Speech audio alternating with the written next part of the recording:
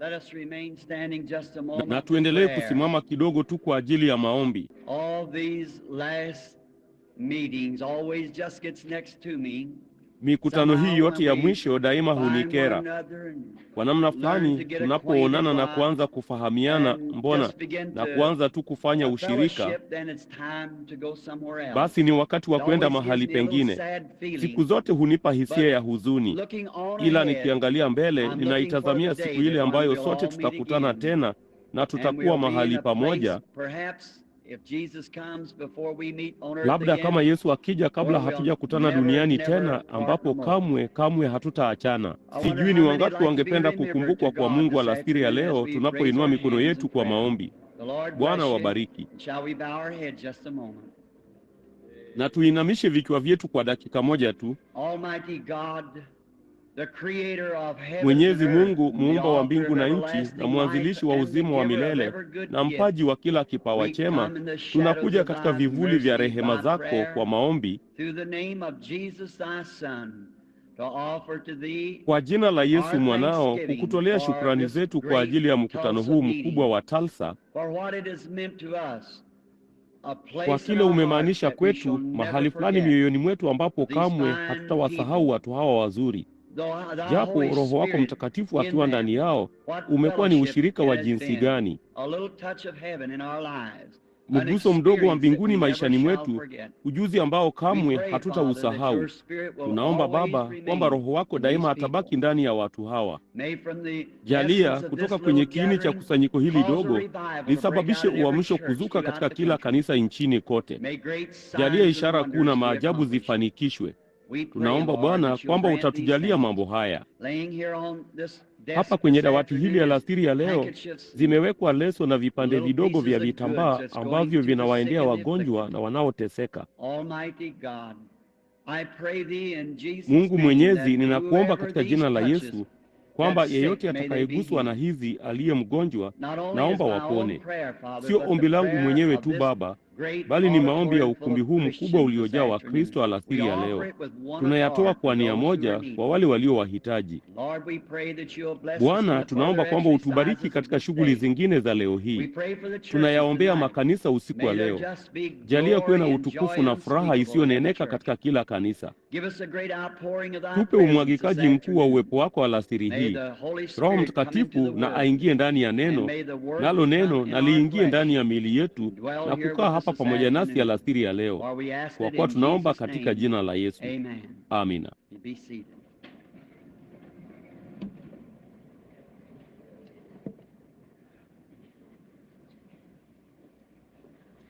Mwaweza kuketi. To each and every minister, to all of the workers, Kwa kila mhudumu, kwa wafanyakazi wote, and to the mlinzi ushers na and kwa all, mabawabu na wote, for myself and my crew, Brother David, kwangu mimi na kikosi Brother changu, Roy, ndugu David, ndugu Billy Roy, Paul, Billy Lois, Paul, Brother Lois, Fred ndugu Fred Sothman, Sothman, Brother Jim McGuire, Brother Gene and Leo. ndugu Jim We Maguire, all ndugu want to Jean na thank you Leo. all for Sisi your sote tunataka kindness, kuwashukuru nyote kwa what wema you have wenu na meant to yale us in mmemaanisha this kwetu meeting. katika mkutano You've huu. certainly been Bila shaka so mmekuwa nice, wazuri sana. such a respects and love that we have gathered in our hearts. Heshima na upendo It'll kama never huo be ambao rubbed tumekusanya out. mioyoni It's mwetu indelible. kwa ajili yenu And we are kamwe haitafutiliwa trusting mbali, that God will give haifutiki. you the Nasi tunaamini exceeding kwamba Mungu atawapa mambo abundantly ya ajabu above mno, all that you hata could kuliko yote mngeweza even think or kuyawaza ama ask for. kuyaomba. May God give it to you in the richest of Mungu na His awape hayo Son's katika grace, utajiri Jesus ulio Christ. mkuu sana wa neema ya mwanawe Yesu Kristo. Ndugu Brother Tommy Tommy Osborne yuko hapa Osborne, he's here mkutanoni. in the meeting. Bwana Mungu awe na Lord ndugu Tommy. God be with Brother Ndugu Tommy. Oral alianza Brother alasiri ya Oral leo, started this nami afternoon, and nafikiri I think mshipa spun the ulitenguka ama kitu ligament or fulani something loose in his ukalegea leg. mguuni mwake. And as soon as the Basi service mara is ibada over, I'm on my itakapoisha, road to niko pray for njiani him. kwenda And kumwombea. now Na to sasa all kwa Brother wafanyakazi wote wa ndugu Robert's Robert staff, na Brother Tommy's wafanyakazi wa ndugu staff, and Tommy to the churches na kwa and makanisa all, yote na kadhalika, God Mungu awe be pamoja with you nanyi, is my ndilo prayer. ombi langu. You'll Siku zote mtakuwa always moyoni be in my mwangu kwa heart ajili ya this wakati time. huu. Nao Tulsa na And usimame long kwa may muda Tulsa mrefu, stand. kazi ya Mungu na Long may the ibaki ndani work of yake kwa God muda remain in mrefu, it is our ndilo prayer. ombi letu. We Nasi hope to be tunatarajia back kurudi tena again wakati sometime with mwingine you. pamoja nanyi, And na if we laiti can ever be tungeweza a kuwa favor to wafadhili you kwenu in kwa any njia way, yoyote. I used to Nilizoea make this kutoa statement. tamshi hili. Usiku hauingii giza kupita kiasi, wala mvua hainyeshi kwa nguvu kupita kiasi, ila ambayo tungeweza kufanya lolote lililo katika uwezo wetu kufanya maisha yawe na raha zaidi kidogo na yenye baraka kwenu. Kama tunaweza kuwa msaada wowote kwenu, tujulisheni tu. Tupigieni simu tu huko Jeffersonville, Indiana, Butler 21519, au unipigie tu simu huko Jeffersonville. Tunaweza kukutumia kitambaa cha maombi, kukuombea, chochote tu tuwezacho kufanya. Sisi ni watumishi wenu katika Bwana. Kwa hiyo kidogo ni vibaya kufikia mwisho wa ibada kama hii wakati mlikuwa na wakati mzuri sana hivyo, lakini wakati mwingine hatuna budi kwenda hata hivyo, tukijua hili ya kwamba ng'ambo tu ya ule mto, siku moja wakati maisha yamekwisha kabisa, nami niketi kwenye ile meza kuu, itatandazwa kote angani, ile karamu ya harusi, nasi tutatazamana mezani. Tutakumbuka nyakati hizi huku Auckland. Hapana shaka huenda chozi dogo likatiririka shavuni mwetu kwa furaha, naye mfalme katika uzuri wake wote atatokea katika joho lake jeupe la kupendeza, ayafute machozi yote kutoka machoni mwetu na kusema, msilie tena, yote yamekwisha sasa. Ingieni katika furaha za Bwana ambazo zilitayarishwa kwa ajili yenu tangu kuwekwa misingi ya ulimwengu. Hiyo ndiyo saa ninayoishia. Ninaangalia kote chini kwenye wahudumu wanaoshirikiana hapa na kuona wengi wao walio na umri mkubwa kuliko wangu, labda hapa nje mtaani wakiwa na gitaa na tari, wakiitengeneza njia, wakiyatandaza mawe na kulainisha mahali panapoparuza, kusudi huduma hii ambayo Bwana amenipa iweze kuendeshwa vizuri barabarani. Ndugu zangu wa thamani, ninajisikia duni kusimama hapa juu nanyi hapo chini. Hiyo ni kweli. Endapo kuna heshima yoyote itakayotolewa, inawaendea ninyi. Mungu na awabariki sana daima. Siku hiyo wakati thawabu inatolewa, natumaini nitakuwako wakati nitakapowaona mmevikwa utukufu wake. Dakika chache zilizopita nilikuwa nikiongea na mhudumu mmoja huko nyuma. Jina lake ni ndugu Nathan. Akasema anafanya kazi miongoni mwa Wayahudi, naye akasema, ndugu Branham, usiku wa kwanza wakati ulipokuwa hapa, yeye na mkewe, mke alikuwa mgonjwa. Akasema, uliita huko katika mkutano na kuniambia mimi ni nani na kuhusu mke wangu na ugonjwa wake. Kasema, amekuwa akipata nafuu tangu wakati huo, anaendelea vizuri tu, na barua nyingi nzuri na shuhuda. Sasa labda hukuleta leso yako hapa ndani. Kama tunaweza kukusaidia kwa njia yoyote, kukutumia kitambaa kidogo, sasa utakuwa na fomu ndogo. Tuna ratiba ya maombi inayoenda kote ulimwenguni. Watu huamka saa zote usiku kucha na kufuata ratiba hii ya maombi. Siku zote kwenye mfumo wa saa za kimashariki tunaomba saa 3 asubuhi, saa 6 na saa 9. Hizo ni saa za kutoa dhabihu za Agano la Kale la Kiyahudi. Nasi tunaomba hivyo, na watu kote ulimwenguni huamka kwa nyakati tofauti katika mfululizo mkubwa wa maombi, ambapo sote huomba pamoja, sisi kwa sisi. Kwa hiyo nina hakika Mungu atasikia maombi. Mambo ya ajabu kama hayo huingia ambayo amefanya, nasi tunataka kukuweka kwenye ratiba yetu ya maombi upate kuomba pamoja nasi kwenye saa hizo. Na sasa hapana shaka, ila hivi karibuni sana nitakuwa kwenye nchi za ng'ambo tena, Bwana akipenda. Tunakusanya fedha kidogo hapa, na jambo lingine, Bwana amenifanya kusema hivyo ili niweze kukumbuka. Wamechukua matoleo mawili ya upendo, ninaamini, kwa ajili yangu. Unajua jinsi ninavyothamini hilo. Sasa si hata senti moja itakayokwenda kwangu binafsi, inakwenda kwenye wakfu wa kanisa kwa madhumuni ya misheni za nchi za ng'ambo. Mnaona? Nasi tutafanya vizuri sana tuwezavyo kuhakikisha kwamba pesa hizo zinawaendea watu wasioweza kuisikia Injili, wasioweza kuja, na tutafanya vizuri tuwezavyo. Mungu awabariki sana daima, ndilo ombi langu aminifu. Na sasa ikiwa unataka moja ya vitambaa hivi vya maombi, niandikie tu, na ni sanduku la posta 325 tu, au Jeffersonville tu, Indiana, itanifikia. Na ikiwa unataka kukiweka katika Biblia yako, kiweke kwenye Matendo 19. Na watu wengi sana wameniambia. Mama mmoja alisema, naamini mwanawe alikuwa amekanyagwa na gari, naye alikuwa akitokwa na damu vibaya sana kutokana na jeraha kutokana na kioo, na kwa hivyo akakimbia mbio na kuchukua utepe huu. aliishi bara, naye akaweka huo utepe mdogo juu ya huyo mvulana, ndipo damu ikakoma mara moja, na vitu vingi kama hivyo. Mwanamke huko Ujerumani aliyepooza, inakuambia la kufanya: kusanya majirani wako wa Kristo wakati vitambaa hivi vimewekwa juu yako, juu ya moyo wako. Naye akasema, baada ya kila kitu kufanywa kama vile tu ilivyokuwa, alikuwa amepooza kwa miaka kadhaa. Naye akasema alipotimiza hayo, alisema, Shetani, sasa huna nafasi zaidi kwa kitu kingine chochote.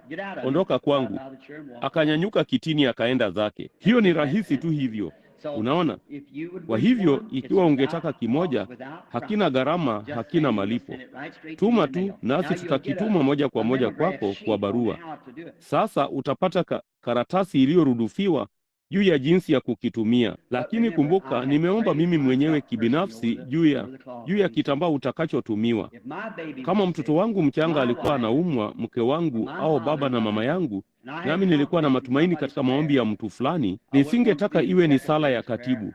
Ningetaka waiombee, basi watendee wengine kama unavyotaka wengine wakutendee. Kanuni ya msingi.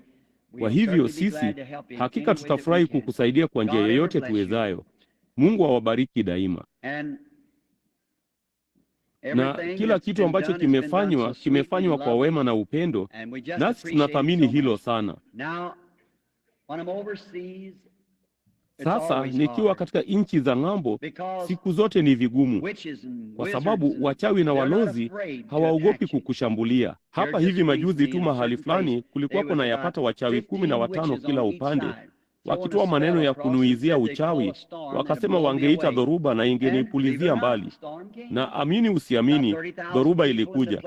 Karibu watu 30,000 na mahali hapo pakitetemeka kwa nguvu sana. Ndugu Agan Bright wa wafanyabiashara wa Kristo, ninyi ndugu mnamfahamu, alikuwa ameketi nyuma yangu. Akasema, Ndugu Branham. Nikasema, keti kimya tu, Roho Mtakatifu alinituma hapa. Hiyo ndio sababu siendi mahali popote isipokuwa anitume kwanza, ndipo ninajua naweza kuja kwa jina la Bwana. Mnaona? Nikasema, alinituma hapa. Walikuwa na mahali pakubwa mno palipojengwa, ambapo wako tu na kama 2 kwa 4 na turubai imepigiliwa juu yake. Basi mahali hapo palikuwa pakiinuka tu juu chini. Papo hapo katika yapata saa 8 alasiri, paangavu tu palivyoweza kuwa, nayo dhoruba hiyo ikaja katika dakika 30. Nami nikasimama tu, nikasema, sio lazima utafsiri haya. Unahisi nguvu hizo chafu kutoka pande zote mbili. Nao wameketi pale, wakiipindua mikono yao, pamoja na unyoya uliokatwa kwa makasi. Mnajua wafanyavyo. Nikasema, Bwana Mungu, muumba wa mbingu na nchi, wewe ndiwe uliyenituma hapa. Unawajibikia huduma ninayoendeleza kwa ajili yako. Ninaikemea dhoruba hiyo katika jina la Bwana Yesu. Ndipo ikagawanyika na kurudi nyuma moja kwa moja. Ngurumo zikanguruma zikaondoka, nalo jua lilikuwa likiwaka chini ya dakika 2, papo hapo chini. Ndipo maelfu wakakimbilia madhabahuni, na wenye mtazamo wa kikomunisti na kadhalika. Na jinsi siwezi kusimama hapa na kuambia shuhuda kwa sababu ni katika mkutano wangu mwenyewe. Ingekuwa bora kama wengine watafanya hivyo. Lakini maktaba, ningesema kungekuwako na encyclopedia, kungeweza kuwa na vitabu vingi sana vilivyoandikwa, ambapo nimemwona Bwana Yesu akifanya katika maskini huduma yangu mwenyewe. Unafikiri ingekuwaje kwa watu kama ndugu Tommy Osborne, ndugu Oral Roberts? Ni mkuu. Bwana wetu ni mkuu. Hakika ndivyo alivyo. Sasa ninataka kusoma maandiko fulani alasiri ya leo, nami nina sehemu chache zilizoandikwa hapa endapo nitazifikia. Halafu tuna nini? Ninaamini mwanangu aliniambia kwamba alisambaza kadi za maombi, na tutawaombea wagonjwa. Iwapo sitamwona yeyote wenu nyote tena, iwapo sitawaona katika maisha haya, nitakapokutana nanyi kwenye lango lile, kabla hatujaingia kusimama mbele za Kristo, hayo maono kutoka kwa Mungu ni ya kweli na ni halisi. Malaika wa Bwana na ile nguzo ya moto na nuru, basi nisaidie. Mungu Mwenyezi hakimu wangu yupo. Ni kweli. Naam, ili mpate kujua kwamba ni kweli. Mungu ni wa kweli. Hawezi kuwa wa uongo na awe Mungu. Yeye ni hawezi kuwa muongo, maana yeye hana budi kuwa halisi. Iwapo chochote ni cha uongo, ni Shetani. Lakini nuru hiyo nimeiona, nikaiangalia.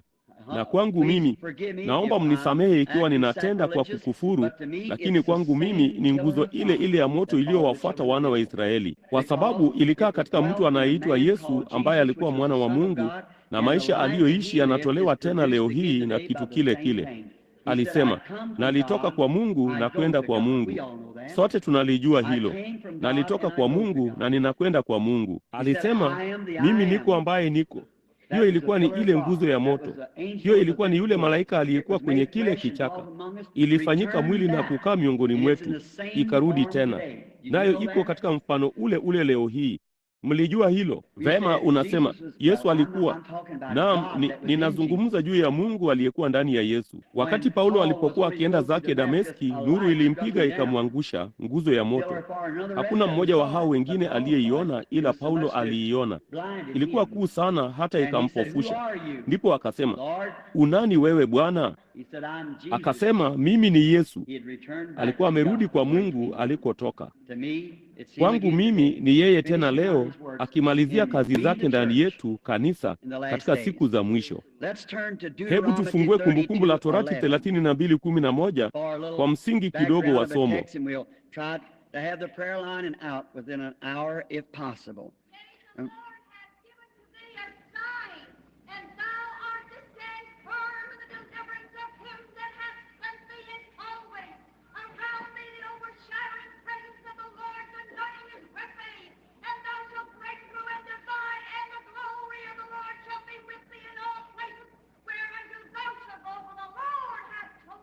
Nasi tutajaribu kufanya mstari wa maombi, kisha tuondoke katika saa moja ikiwezekana. Baba Mungu, jinsi kwa unyenyekevu moyoni mwangu ninavyokubali hilo. Iongoze miguu yangu, ushike mkono wangu Bwana. Jalia kamwe nisiwe kikwazo kwa yeyote, lakini naomba niwe jiwe la kukanyagia kwa kila msafiri anayesafiri. Lijalie Bwana. Jalia kamwe nisifanye lolote maishani mwangu ambalo lingeweka kivuli juu ya jina lako au kwa huduma yako. Nami nitafanya yote niwezayo kukutumikia. Ninakushukuru kwa ajili ya hili katika jina la mwanao Yesu Kristo Bwana wangu. Amina. Jinsi hilo linavyounyenyekeza moyo wangu. Kumbukumbu la Torati 32:11. Mfano wa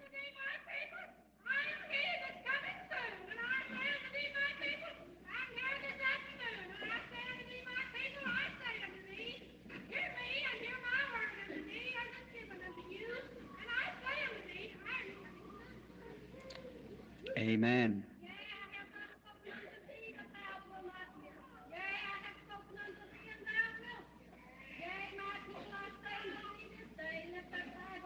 Amina.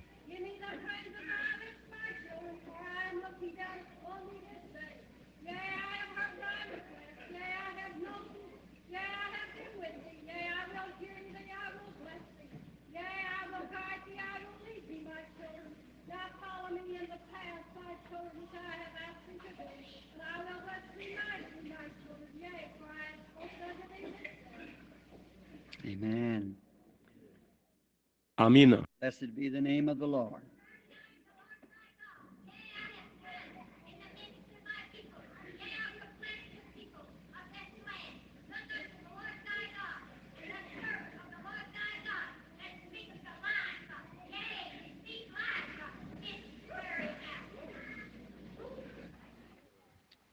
Jina la Bwana libarikiwe. How we thank the Lord to have His Spirit working among us in the midst of us.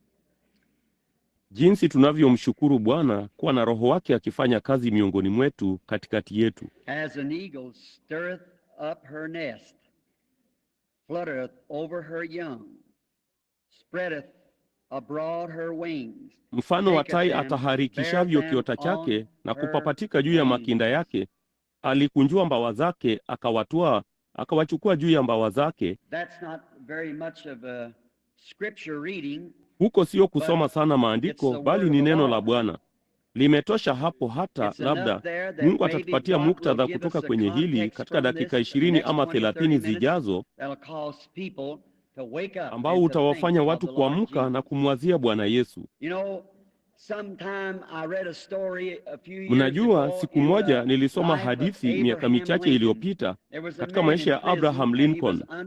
Kulikuwa kuna mtu gerezani, naye alikuwa chini ya shtaka la shirikisho, naye alikuwa apigwe risasi. Basi rafiki yake mwema akamwendea Rais Abraham Lincoln, Mkristo mzuri sana, naye akasema, Bwana Lincoln, ninajua ya kwamba wewe ni mtu mwema, kwamba wewe ni Mkristo, na chini ya shtaka hili la shirikisho mtu huyu amevunja sheria ya kanuni za jeshi. Yeye ni rafiki yangu. Hakumaanisha kufanya hivyo. Ana hatia ya kufanya hivyo. Hakumaanisha kufanya hivyo. Naomba tafadhali, wewe ndiye mtu pekee ambaye anaweza kuyaokoa maisha yake. Waweza kuyaokoa maisha yake tafadhali? Kwa fadhila ya Bwana Lincoln, akachukua kalamu yake ya unyoya na kuandika kwenye kipande cha karatasi, kwa sababu hakuwa kwenye dawati lake wakati huo kutia muhuri rasmi, na kwa hivyo akaandika juu yake, namsamehe mtu huyu, na kutia saini jina lake Abraham Lincoln. Huyo rafiki wa thamani wa mtu huyu akatimua mbio kadri alivyoweza, akaenda gerezani na kusema, lo, rafiki yangu, uko huru, uko huru. Hili hapa jina la rais kwenye kipande hiki cha karatasi, umesamehewa. Basi yule mtu akasema, usinidhihaki, kwa kuwa niko tayari sasa kufa, kwa sababu nimehukumiwa kifo. Nawe huyu hapa unakuja kunidhihaki na kipande cha karatasi. Kama kipande hicho cha karatasi kilikuwa ni msamaha wa Abraham Lincoln, kingepambwa kote kwa mihuri na kadhalika. Akasema, Bwana, hili ni jina la rais, umesamehewa. Na yule mtu akaupa kisogo, wala hangeusikiliza. Kesho yake asubuhi kwenye mapambazuko, huyo mtu alipigwa risasi mbele ya kikosi cha wapiga risasi. Sasa huu hapa msamaha kutoka kwa rais ambao unasema, msimuue huyo mtu, uliosainiwa siku moja. Kesho yake mtu huyo akapigwa risasi. Basi kesi hiyo ilisikizwa katika mahakama ya shirikisho. Ndipo wakati mahakama ya shirikisho la Marekani iliposikiliza kesi hiyo, basi huu hapa uamuzi wa hiyo mahakama. Msamaha sio msamaha isipokuwa upokelewe kama msamaha. Basi hivyo ndivyo neno la Mungu lilivyo. Ni uponyaji kwako ukilipokea kama uponyaji. Ni msamaha kwako ukilipokea kama msamaha. Kila baraka hapa ndani ni yako kama ukiipokea jinsi ambavyo Mungu ameiandika. Mfano wa tai ataharikishavyo kiota chake na kupapatika juu ya makinda yake, anawatwaa juu ya mbawa zake na anawachukua. Ni mara ngapi nimewazia jinsi Mungu alifananisha urithi wake na tai. Nami naona katika Biblia kwamba Mungu anajiita mwenyewe tai. Yeye ni Yehova tai. Basi angefanyaje hivyo? Kwa hiyo mimi ni mwana maumbile. Kwa hiyo Biblia yangu ya kwanza ilikuwa ni maumbile. Kama utaangalia tu jinsi maumbile yanavyofanya kazi, unaweza kumuona Mungu. Popote utazamapo utamuona Mungu, kama ukiwa na Mungu moyoni na kuangalia. Sasa wanapozungumza juu ya roho ya marehemu kuzaliwa tena katika mwili mwingine na kadhalika, huo ni ujinga. Haiwezekani. Tunaona kwamba mmea hufa, unaingia ardhini, mbegu inaoza, inaishi tena. Ni ufufuo. Nao Ukristo wote umewekwa msingi juu ya ufufuo. Nasi tunaweza kuona ya kwamba hiyo ni kweli. Kifo, kuzikwa, ufufuo. Viangazi, baridi kali, maumbile yote yanapatana moja kwa moja. Biblia yangu ya kwanza ilikuwa ni kuangalia jinsi miti hiyo inavyokufa, jinsi chipukizi zinavyochipuka tena, jinsi ambavyo upepo ungevuma juu yake ungerudi tena, jinsi maskini lile ua lilivyokufa likaishi tena. Na vitu hivyo vyote mbalimbali ilinifanya nijue kwamba kulikuwa na nguvu za ufufuo mahali fulani. Sasa mti una maisha yanayoendelea. Sisi tuna uzima usiopatikana na mauti. Mti utafikia mwisho wake. Kamwe hatuwezi. Tunao uzima usiopatikana na mauti. Sasa nilianza kuwachunguza tai wakati niliposoma hili. Vipi kuhusu tai? Ninaona kwamba tai ni ndege wa kipekee sana. Anaweza kuruka juu kuliko ndege mwingine yeyote aliyepo. Yeye ni ndege aliyeumbwa maalum. Hujenga kiota chake katika miamba huko juu kabisa. Yeye ni ndege wa kipekee sana. Na jambo lingine, manyoya yake yameshika sana, ni vigumu, huwezi kuyang'oa kwa koleo. Yeye ni ndege mkubwa mno, mmoja wa walio wakubwa kuliko wote waliopo. Naye ni ndege wa kipekee sana. lakini ameumbwa maalum kwa sababu ana kazi maalum ya kufanya. Neno tai linamaanisha mrarua kwa mdomo, naye hula kwa mdomo. Jambo zuri sana la neno la Mungu, hula kutoka kinywa hadi kinywa, Mungu akiwalisha watoto wake. Halafu yeye hujenga kiota chake juu, naye analo hilo kwa kusudi fulani na kadhalika. Sasa kama tai alikuwa na mbawa kubwa zenye nguvu, hiyo ni kwa ajili ya ukombozi. Na jambo lingine analofanya tai ambalo ni la kigeni, yeye huufanya upya ujana wake.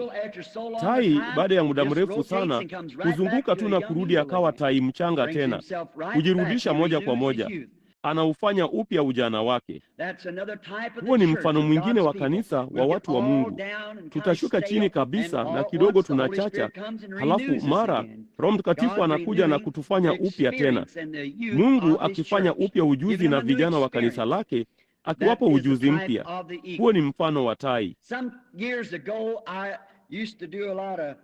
Miaka kadhaa iliyopita nilikuwa nikipanda farasi sana ranchi, nasi tulikuwa juu ya mto Troublesome huko Colorado.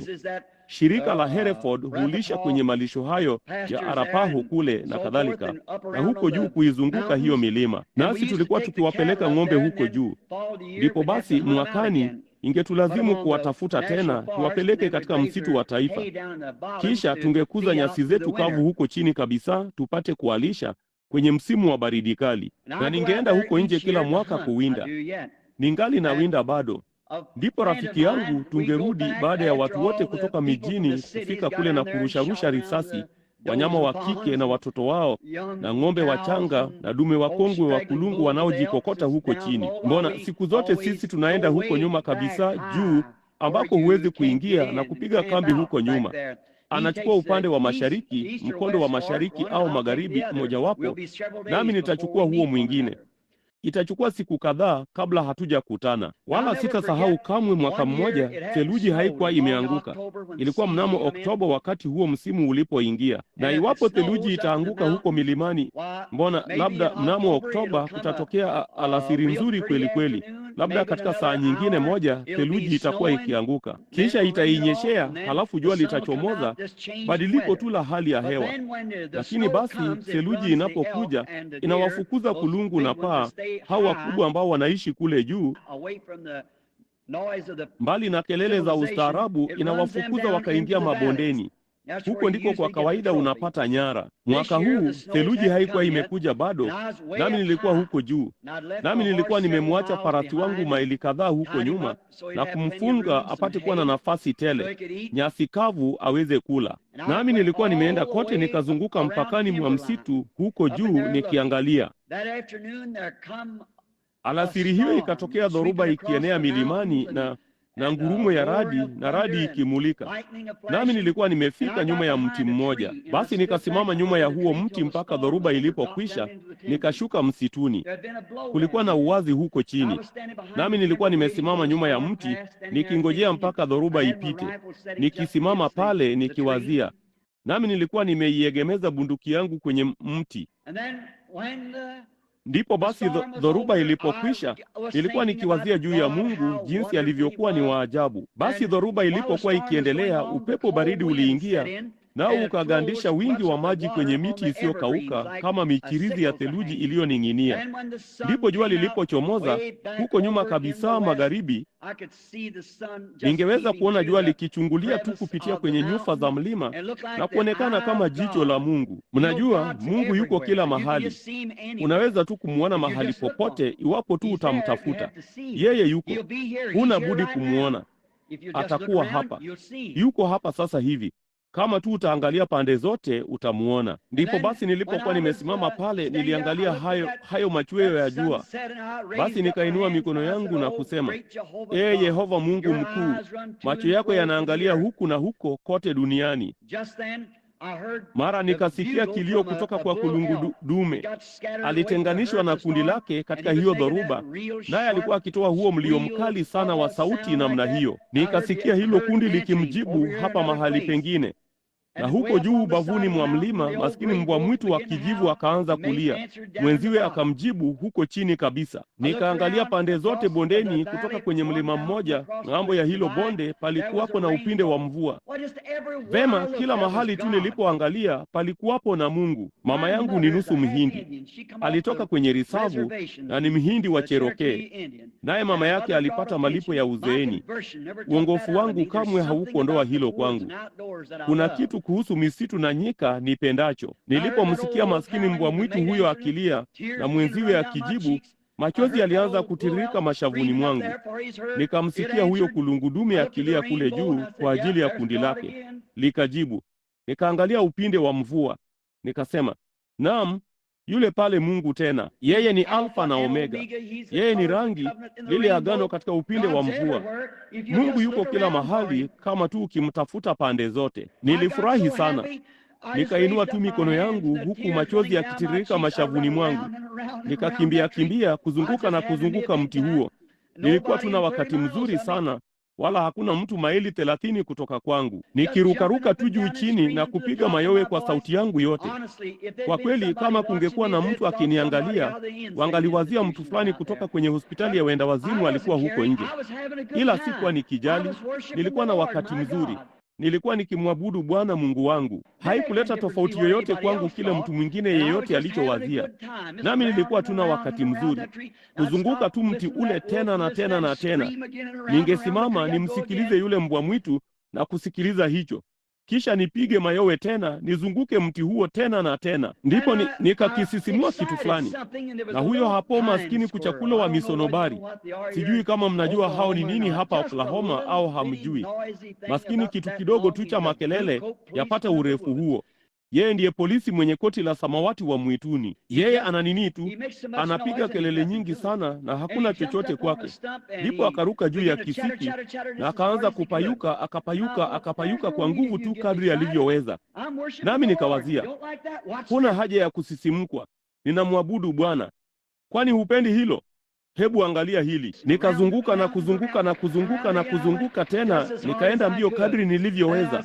Nami nikasema, si ni ajabu hiyo, Muumba wako, Mungu wangu.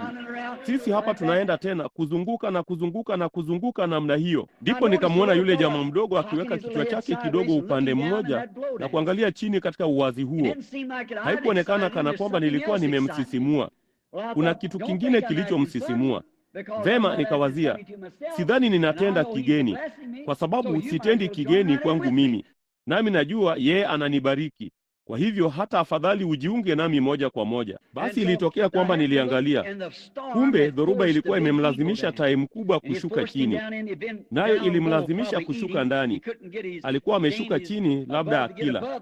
Hakuweza kujiendeleza juu yake kupanda juu ya dhoruba. Kwa hivyo ikamlazimu kushuka chini vichakani.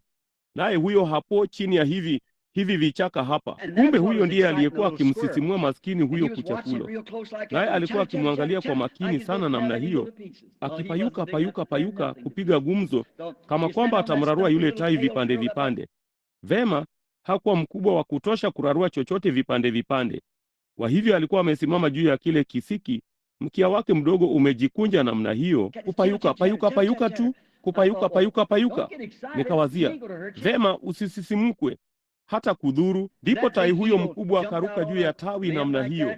Nami nikawazia, Mungu, wewe yule kule katika wito huo wa mbwa mwitu, wewe huyo hapa katika wito wa porini, wewe yule kule katika machweo ya jua, wewe yule kule katika upinde wa mvua. Kwa nini ukamweka yule tai mbele yangu? Yule tai anafanya nini pale? Siwezi kukuona katika yule tai. Nikamwangalia huyo tai, nikasema, nikamwangalia macho yake makubwa ya kijivu. Hakuwa akimjali huyo kuchakulo wa misonobari sana. Alikuwa akiniangalia. Ningeweza kuona macho hayo makubwa mno yakinitazama. Nami nikawazia, vema, naam, ninaweza kumwona Mungu katika tai huyo kwa sababu yeye haogopi. Kuna kitu fulani kumhusu kwamba haogopi. Nikasema, nitajaribu nione kama anaogopa. Nikasema, aisee jamani, unajua ningeweza kukupiga risasi. Nikasema, hii ni bunduki yangu, ningeweza kukupiga risasi. Akaniangalia tu namna hiyo. Nikaendelea kumwona akiyahisi mabawa yake. Nikasema, kumbe hiyo ndiyo sababu. Huogopi kwa sababu Mungu alikupa mabawa mawili, nawe unajua vizuri kabisa ungeweza kuwa kule msituni kabla hata sijaweza kuishika bunduki hiyo mkononi mwangu. Nikawazia, kama ungeweza kutumainia mabawa yako uliopewa na Mungu kutoka katika hatari, ni zaidi sana vipi kanisa likiwa na Roho aliyetolewa na Mungu, Roho Mtakatifu miongoni mwetu, kuondokea mambo kutoka ndani yake namna hiyo. Nikamwangalia jinsi alivyoyahisi hayo mabawa. Maadamu mtu mmoja aliniambia wakati mmoja, ndugu Branham, huogopi kuwa utakosea? La, Bwana, siogopi maadamu ninaweza kuhisi kitu fulani hicho karibu nami. Hiyo ni kweli, hiyo ni sawa. Maadamu yeye yuko hapo, ni yeye anayelifanya. Nami nikamwangalia huyo tai kwa muda mrefu, naye akaona ya kwamba nilimpenda kupita kiasi, singemdhuru. Na kwa hiyo hakuniogopa, bali alipata kichefuchefu kwa huyo mpayuko. Basi akachoshwa nao, kwa hivyo akafanya tu mruko mmoja mkubwa mno, akapiga mbawa zake karibu mara mbili. Na ndipo nikaona ni kwa nini alinikatisha nikipiga makelele. Tai huyo mkubwa hakupiga mbawa zake tena, alionekana tu kujua jinsi ya kuweka mbawa zake. Na kila wakati upepo ungeingia, angepanda juu zaidi, kisha upepo ungeingia, angepanda juu zaidi. Nami nikasimama pale na kumwangalia mpaka akawa chembe ndogo tu. Nikasema, Mungu, jambo ndilo hilo. Alichoshwa na huo mpayuko.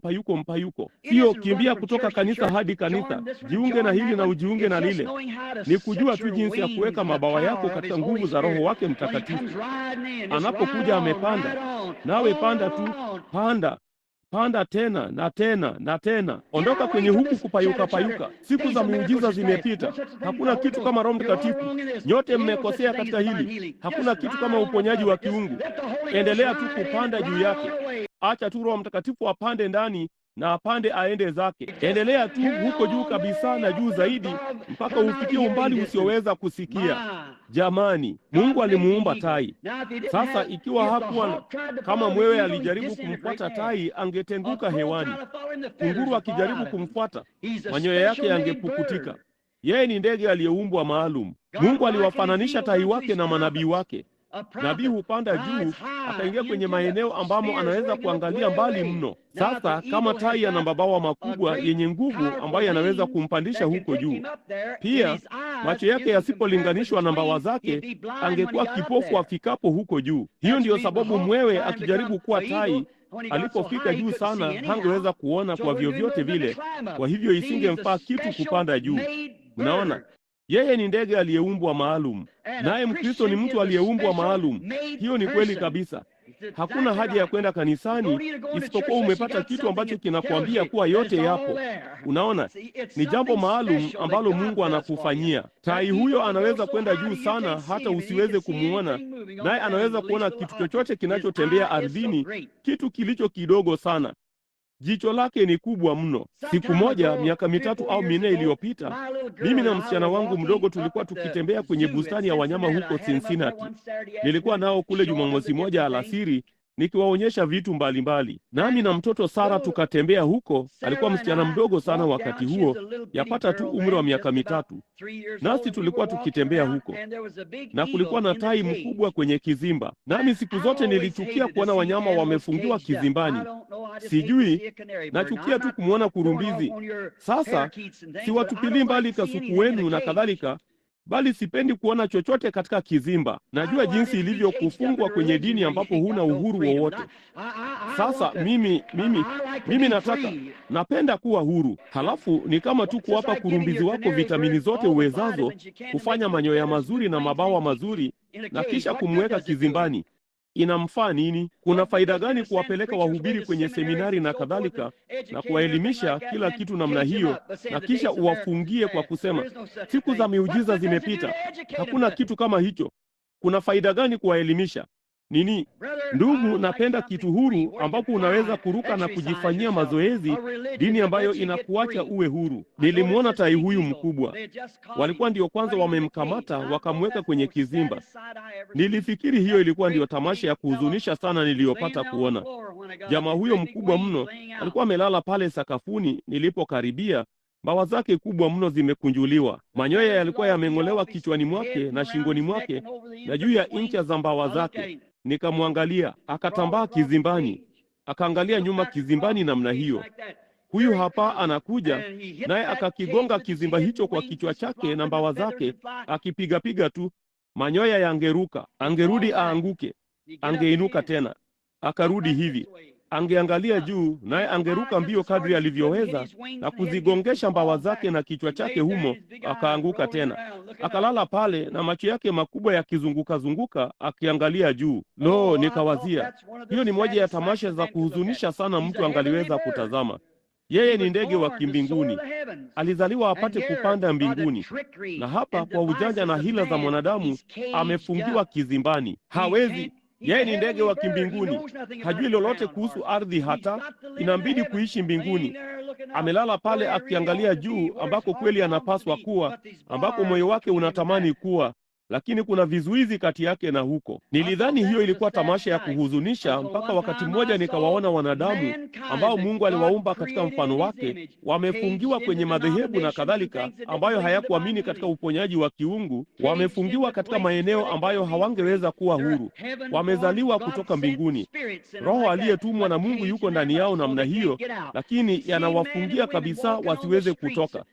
Kuona wanaume na wanawake wakitembea mitaani wamevaa kizinifu katika vilabu, wamefungiwa kabisa, ambapo wanapaswa kuwa huru, wana na binti za Mungu, na kuzigongesha bongo zao kabisa karibu hivyo kwenye kitu fulani, wakijaribu kuwa huru. Mungu, kama ningalikuwa na nguvu ningenini ama mamlaka, ningemnunua maskini tai huyo na kumwachilia aende, nimwache aende zake huru atakako. Hilo ni jambo la kuchukiza, kumfungia kizimbani. Lakini ni baya jinsi gani kuwachukua wana wa Mungu na kuwafungia mahali ambapo wananini kweli roho yao inataka kutoka nje na kufanya kitu fulani. Kisha mtu fulani anasema, hakuna kitu kama uponyaji wa kiungu, hakuna kitu kama nguvu za Roho Mtakatifu, hakuna kitu kama hiki. Wanawaweka kwenye kizimba. Ndugu, hebu nikwambie, kuna uhuru. Wakati mmoja mtu alimnasa maskini kunguru mmoja na kumfunga, maana alikuwa kwenye shamba la mahindi. Naye ndipo ndege wakaanza kuruka juu yake na kusema, hima kunguru Joni, twende kusini, twende kusini. Majira ya baridi kali yanakuja. Alidhoofika sana, alitembea kwa shida. Yupo mtu mzuri aliyepitia pale siku moja na kusema, maskini kunguru huyo, naye akamfungulia tu. Basi alipomfungulia, wale kunguru wengine wakaja huko wakasema, hima kunguru Joni, twende kusini. Lakini yeye alikuwa amefungwa kwa muda mrefu sana, mpaka alizunguka hapo tu, kasema, siwezi kwenda. Hakujua alikuwa huru. Hivyo ndivyo mwanadamu alivyo siku hizi. Hujui kwamba Yesu Kristo alikuweka huru. Ndugu, hebu tutoke humo, hebu tufike mahali fulani. Mungu alituweka huru, msife kwa njaa. Mungu anazo baraka za Kipentekoste kote angani na rasilimali zisizotumiwa bado za wema wake. Hebu tuziendee. Yeyote atakaye na aje anywe kutoka kwenye maji ya uzima bure. Tai hujenga kiota chake juu katika mwamba. Yeye ni kama kanisa. Kanisa la Yesu Kristo ni kanisa lililowekwa juu ya kilima, linalotoa nuru. Liko juu, lina shauku kuu, linapaswa kuwa na ukaguzi wa hali ya juu, matarajio hasa.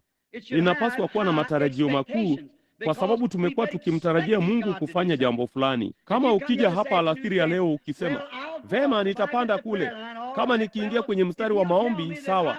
Vema, endapo ataniambia kuwa mimi ni mzima, iwapo Bwana atanijulisha. Lo, usiwe na matarajio kama hayo. Lakini asipofanya hivyo, basi sitapata kitu. Matarajio yako sio mengi. Njoo kanisani alasiri hii ikiwa wewe ni mgonjwa, useme, ninatarajia kwenda nyumbani mzima, sitaondoka mpaka litakapotendeka. Ikiwa huna Roho Mtakatifu, usema, nitabaki hapa na kuozea mahali hapa, ama nitampata Roho Mtakatifu. Nimekuja hapa miongoni mwa watu wa Roho Mtakatifu. Nimekuja hapa alipo Roho. Nitabaki hapa mpaka nimpate. Kuwa kama mzee Buddy Robinson alivyokuwa aliposhuka kwenye lile shamba la mahindi. Akasema, Bwana, usiponipa Roho Mtakatifu, utakaporudi duniani utapata lundo la mifupa ya Buddy Robinson limekaa hapa. Hiyo ndiyo njia ya kulifanya. Hiyo ni kweli kabisa. Tunalichukulia hivi sana. Mtu mmoja wakati mmoja alikuwa akijaribu kumtafuta Mungu, na kila wakati angesema, nimeokoka. Ibilisi angesema, hapana, hujaokoka. Siku moja akapigilia kigingi chini, akasema, Shetani, tangu sasa na kuendelea nitaelekeza kwenye kigingi hiki. Hapa ndipo nilipotimiza matakwa ya Mungu papa hapa. Wewe pigilia kigingi chako chini papo hapo karibu na kiti chako alasiri ya leo, ukisema, Shetani, papa hapa ndipo kila shaka litakapobakia, nami nitaruka pamoja naye alasiri ya leo. Nitakubali kile hasa alichoniambia ningeweza kufanya, ikiwa utaamini. Maskini tai huyu anapojiandaa kujenga kiota chake, yeye huenda juu sana kwenye miamba, naye anajenga kiota chake huko juu, kwa sababu ana nini? Anataka kuyalinda makinda wake. Hivyo ndivyo Mungu afanyavyo. Yeye huliinua kanisa lake kufikia mahali fulani. Ikiwa tu utamruhusu, basi atakuweka mahali ambapo utakuwa mbali na koho wa duniani. Hakika atakuweka. Ni tofauti jinsi gani na kuku? Kuku ni ndege pia, lakini hujenga kiota chake nje kwenye kitalu mahali fulani chini ardhini, ambako cheche na nyoka na chochote kile kinaweza kuwapata makinda wake. Hajui lolote kuhusu ya kimbinguni. Hata hivyo, yeye ni ndege, labda ndugu wa kimadhehebu, bali yeye yuko ardhini. Hajui lolote kuhusu ya kimbinguni, kuruka juu mahali fulani huko juu sana, ambapo ni samawati na panapendeza. Maskini mama tai, wakati anapotengeneza kiota chake, jinsi nimewaangalia mara nyingi wakitoka kwenda kuokota vijiti vikubwa na kuvichomeka ndani ya hiyo miamba na kukivuta hapa na mdomo wao mkubwa na kukifunga vizuri na kuchukua matawi ya miiba na kukizungushia, na ndani ya kiota kumetengenezwa na miiba hasa kuzifunga nguzo zilizo kubwa pamoja anazobeba kule juu. Lakini yeye hukikaza kiota hicho hata hakuna dhoruba inayoweza kukipeperusha. Nina furaha juu ya mwamba huu nitalijenga kanisa langu, na malango ya kuzimu hayawezi kulishinda. Mwamba wa aina gani? Ufunuo wa kiroho. Watu hunena mimi mwana wa Adamu kuwa ni nani? Wengine wanasema Eliya, wengine wanasema Musa. Lakini nyinyi je? Petro alisema, wewe ndiye Kristo mwana wa Mungu. Heri wewe Simoni mwana wa Yona. Mwili na damu havikukufunulia hili. Kamwe hukujifunza hili katika seminari. Hukujifunza hili kwa mtu kukwambia, ila Baba yangu aliye mbinguni amekufunulia hili. Juu ya mwamba huu nitalijenga kanisa langu, na malango ya kuzimu hayawezi kulishinda. Dhoruba za maisha hazitalitikisa kamwe. Hiyo ndiyo sababu yeye alisema alikuwa tai. Alijenga kiota. Ndipo maskini mama tai akijiandaa kwa watoto wake kuzaliwa, yeye huondoka na kuokota kila kitu awezacho, majani mororo. Anachukua mdomo wake mkubwa na kuviweka tena pembeni na kuweka miiba yote kote, isije ikawachoma watoto wake. Anatoka na kumwinda mwanakondoo ama labda sungura ama kitu fulani, anakula nyama yake. Kisha anaichukua hiyo sufu, anatoa sufu yake na kukitonea hicho kiota. Lo, anakifanya kizuri kweli kwa ajili ya watoto wake wanaokuja. Hivyo ndivyo Yehova tai afanyavyo pia. Yeye hukitengeneza vizuri sana. Lo jamani, wakati mtoto mpya anapozaliwa, mbona katika ufalme wa Mungu yeye hunini tu, anafikiri anaweza kutembea, lakini siku zote anajigonga-gonga huku na huku na kukimbia kote. Lakini ana wakati mzuri. Yuko kwenye kiota ambamo kote kumetandazwa manyoya, mwajua. Ile mianguko haimdhuru. Na kwa hivyo ndivyo mama Yehova tai afanyavyo.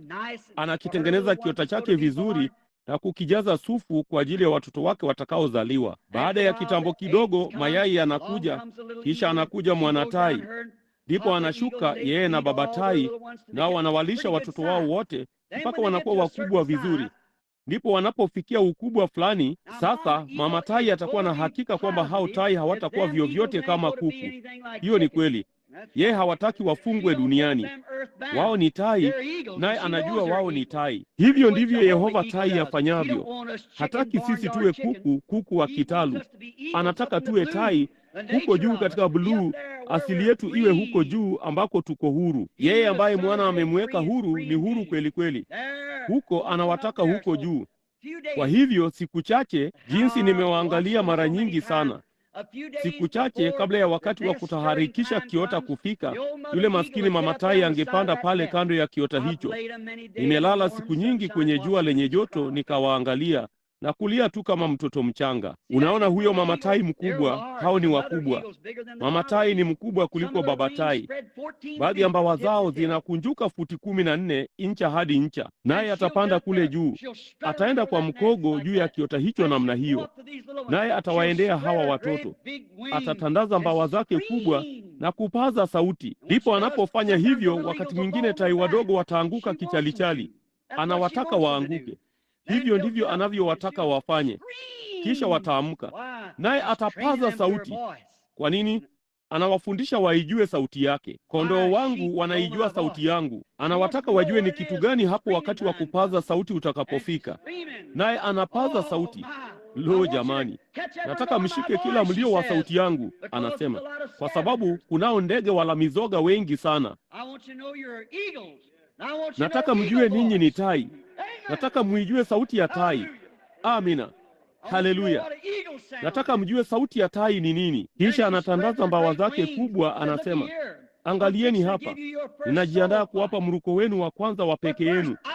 Lakini kwanza ninataka muone jinsi nilivyo mkubwa. Lo, ni tamu jinsi gani! Labda wakati mwingine ugonjwa unatugonga mgongoni, labda kitu kingine, wakati tunapoweza kutazama juu na kuchukua mbawa mbili kubwa za Yehova, Agano la Kale na lile Jipya, na kusema, jinsi wewe ulivyo mkuu, jinsi wewe ulivyo mkuu Bwana. Lo, yeye anapenda kuwaonyesha, angalia hapa jinsi nilivyo na nguvu. Anapaza sauti. Hii ndiyo sauti yangu. Basi mhubiri angewezaje kusema basi kwamba tai huyo hapazi sauti vivyo hivyo kila siku, kila wakati alipopiga makelele? Hakika ni yeye yule jana, leo na hata milele. Agano la Kale lilisema, mimi ni Yehova, niliifungua bahari ya Shamu, niliwatoa wana wa Kiebrania kutoka katika tanuru iliyowaka moto. Mimi ndimi niliyemfufua mwana wa Mungu. Haleluya! Mimi ndimi niliyemtuma Roho Mtakatifu kwenye siku ya Pentekoste. Ukiangalia kupitia mbawa zake kuu, hivi upendi kuona hilo? Si linaufurahisha moyo wako? Hao tai wadogo wanasema, lo mama, hakika tunakutumaini. Wewe ni mwenye nguvu na ni mkubwa. Hebu toka nje usiku mmoja ukaangalie mfumo wa jua. Hapa siku moja nilipandishwa mlima Paloma, na hapo kupitia kwa darubini ungeweza kuona miaka milioni 120 ya kipindi cha nuru. Fanya hesabu, ni maili ngapi? Ni ngapi? Nuru husafiri upesi kiasi gani? Miaka milioni 120 ya kipindi cha nuru, na kupita hapo kungali kulikuwa na miezi na nyota na ulimwengu nyingi. Jinsi wewe ulivyo mkuu, jinsi wewe ulivyo mkuu. Tai wake wadogo wakaanza kuangalia pande zote. Jinsi wewe ulivyo mkuu. Hili hapa ua lilikufa likaingia ardhini, bali hili hapa linachipuka tena. Jinsi wewe ulivyo mkuu. Huyu hapa maskini mzee aliyeliwa na kansa, ambaye ni kivuli, ndipo anafanyiwa maombi. Baadaye unamuona mtu mkubwa mno mwenye uso mwekundu. Jinsi wewe ulivyo mkuu. Jinsi wewe ulivyo mkuu. Umuone maskini mwanamke mkongwe huko mtaani asiyestahili kutazamwa na mbwa. Hebu nguvu za Mungu zimvutie wakati mmoja, atapaza sauti. Jinsi wewe ulivyo mkuu. Ataweka kando kila mzigo na dhambi imzingayo kwa upesi. Muda si muda wajua, ni mtu anayeonekana mtakatifu. Yuko huko nje na kitini cha Injili chini ya mkono wake, akifanya jambo fulani. Hebu huyo muuza pombe haramu huko chini pembeni, mtu huyo wa kuchukiza, hebu wakati mmoja aangalie juu na kuona jinsi wewe ulivyo mkuu. Mwangalia akiacha kuuza whisky yake, akiacha kunywa pombe na kuvuta sigara na biri zake, akiacha kusema uongo wake na kadhalika. Naye huko nje mtaani ameshika Biblia mkononi mwake, akiushuhudia utukufu wa Mungu. Jinsi wewe ulivyo mkuu. Hebu Mungu alitandaze agano hilo jipya na la kale juu yako wakati mmoja. Uangalie kupitia kurasa zake na kuona jinsi lilivyo. Utasikia sauti ikipiga makelele kutoka mle ikisema, yeye yule jana, leo na hata milele. Niliyowafanyia hao nitakufanyia wewe. Nami ni yeye yule. Mimi ni Yehova, sibadiliki. Ninajisikia kubarikiwa sana sasa hivi. Lo jamani, jinsi ninavyojua hilo vema. Ni ukweli. Sasa mama ameyakinia hao watoto wa tai hawatakuwa kuku, lakini ameyakinia kwamba wasiwe. Unajua vile afanyavyo basi? Baada ya kwenda kwa mikogo huku na huku kiotani na kutandaza nini zake, kasema, angalia hapa kipenzi, jinsi mimi nilivyo mkuu. Tazameni hapa, mnapaswa kunitumaini. Nitawapeleka mahali ambapo itawabidi kunitumainia. Ninajuaje kwamba Mungu hajawatuma wagonjwa humu ndani ya alasiri ya leo? Vivyo hivyo akuweke mahali ambapo daktari unasema, mimi ni Mkristo ndugu Branham, ninajua hivyo, nami ninaye Roho Mtakatifu, nami huyu hapa nikiteseka. Unajuaje kama Yehova hajaribu tu kukufanya uangalie kupitia kwenye hizo mbawa, uone jinsi yeye alivyo mkuu? Jinsi mimi nilivyo mkuu. Nitakufanyia jambo fulani hata itakubidi kunitumainia. Haya basi, nami nataka ujue unachotumainia kwanza. Unaona mbawa zangu kubwa. Halafu baada ya siku chache, unajua mama huyo anafanya nini? Maadamu kitanda hicho kimekuwa chororo, maskini hao tai wadogo hawataki kukiacha. Kweli. Unajua afanyacho? Ndipo anaingia mle ndani kabisa na kuchukua mdomo wake na kung'oa kila chembe ya sufu hiyo kutoka humo na kuzitupa nje ya hicho kiota.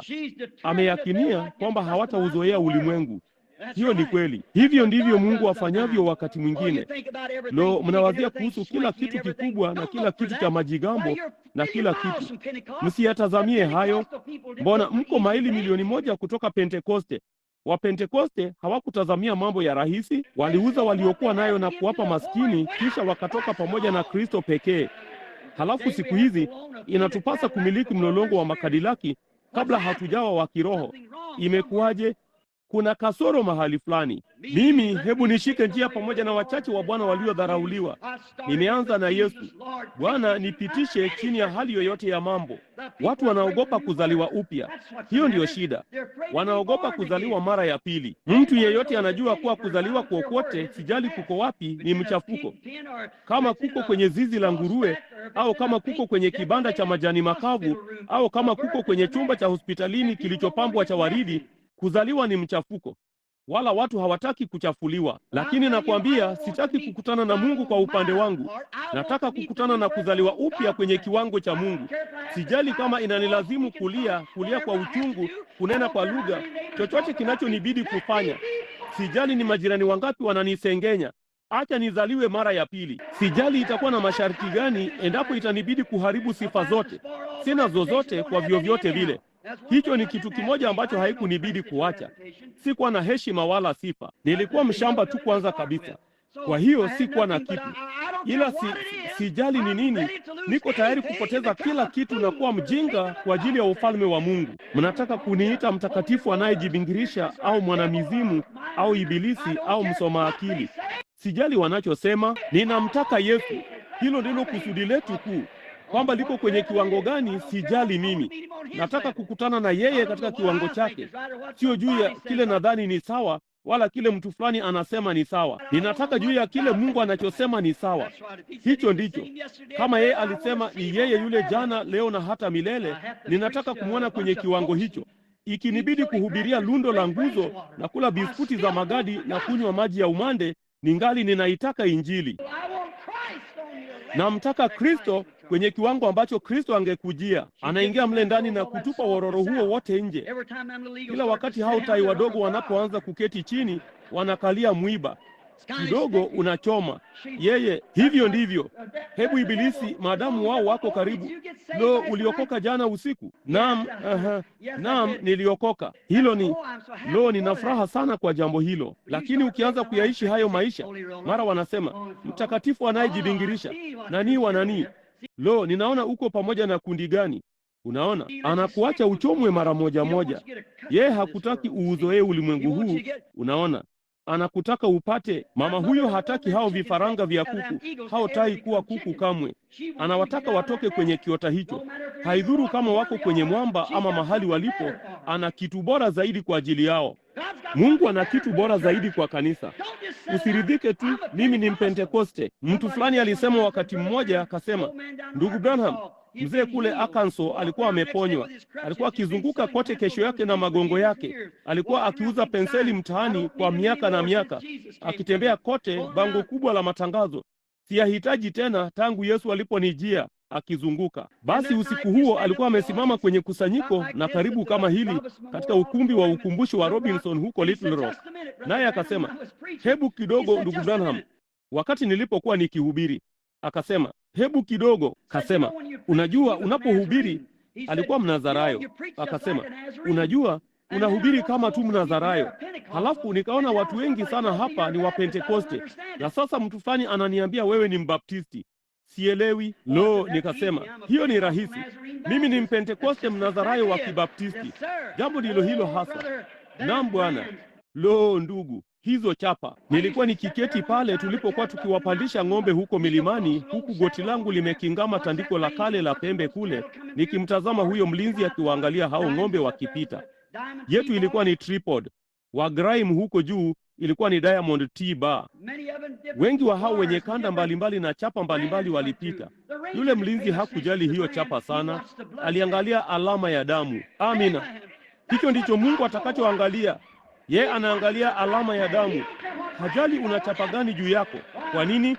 Hakuna kitu kingaliweza kuingia kwenye malisho hayo ila Hereford uko safi, wala hakuna kinachoweza kuingia katika malango ya mbinguni ila aliyezaliwa mara ya pili kupitia damu ya Yesu Kristo.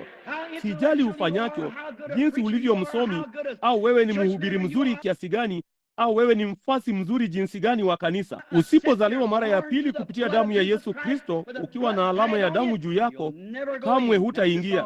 Ni hayo tu. Nitakapoiona ile damu nitapita juu yenu. Ni hayo tu. Atakuruhusu uingie kibandiko cha damu kikiwa ni sawa. Mungu ataiangalia damu ya mwanawe juu ya kanisa. Maskini huyu mama tai anawaangalia hao tai wadogo, kila wakati. Hawawezi kuketi. Ni kila mahali tu. Ni miiba mitupu. Sasa kuna jambo lingine linalopaswa kufanywa kwa kanisa hilo la Pentekoste katika kiota hicho. Wasiwe wasioweza kuondoka kwenye kiota. Hiyo ni sawa. Sasa siyapigi mateke madhehebu. Sasa usiingize hilo niani mwako. Lakini ninajaribu kusema usiruhusu hapo pawe ndipo mahali pa kusimamia. Uko sawa. Na yapenda hayo madhehebu. Mimi ni mfasi wa kila mmoja yao. Mnaona? Hakika na yapenda. Naam Bwana, nilizaliwa mle. Kila mmoja yuko kanisani. Nilizaliwa mle ndani. Lakini usisimamie hapo tu. Usisimame tu kwenye dhehebu hilo. Endelea moja kwa moja na Mungu mpaka utoke huko kwa mruko wa kibinafsi. Sasa muda si muda, mwajua, wakati maskini huyo mama ameamua atawapa watoto wake mazoezi kidogo. Sasa watajiunga na kanisa na kila kitu ni sawa, lakini kunaanza kunata, kuna kasoro fulani. Ndipo maskini huyo mama atakuja pale mbele ya kiota siku moja. Anawakagua hao jamaa wadogo na kuna manyoya mengi yaliyolegea juu yao. Anajua kama akiwapeleka hao jamaa wadogo juu hewani wakiwa na manyoya hayo yaliyolegea, watavunja shingo yao. Nami nawaambia, iwapo kanisa la Pentekoste halitasafishwa vizuri, watavunja shingo yao pia. Kumbukeni tu hilo. Kuna manyoya mengi mno yaliyolegea. Hiyo ndiyo shida. Unajua anachofanya? Anapanda kwenye hicho kiota na kuchukua mbawa zake kubwa na kuanza kuwapepea namna hiyo. Kamwe hukusimama nyuma ya ndege hapo awali, hata unakuta manyoya yaliyolegea yanarushwa kila upande, wakati upepo huo wa nguvu unaoenda kasi unapoanza kupitia kwenye hayo manyoya ya jamaa hao wadogo. Na waambia, kanisa linahitaji kutikiswa kwa kiota leo kwa upepo wa nguvu unaoenda kasi, kuondoa ulimwengu wote katika kanisa la Kipentekoste ambapo wanaweza kuruka peke yao. Tunahitaji uamsho mwingine wa Injili ya kale wa Roho Mtakatifu uliotumwa, uliozaliwa na Mungu. Hiyo ni kweli kabisa. Hatuhitaji rais mpya, tunaye mmoja, mtu mzuri. Hatunini wapya, hatuhitaji mamea wapya wa jiji wowote wale. Hilo silo, hiyo ni kazi yao.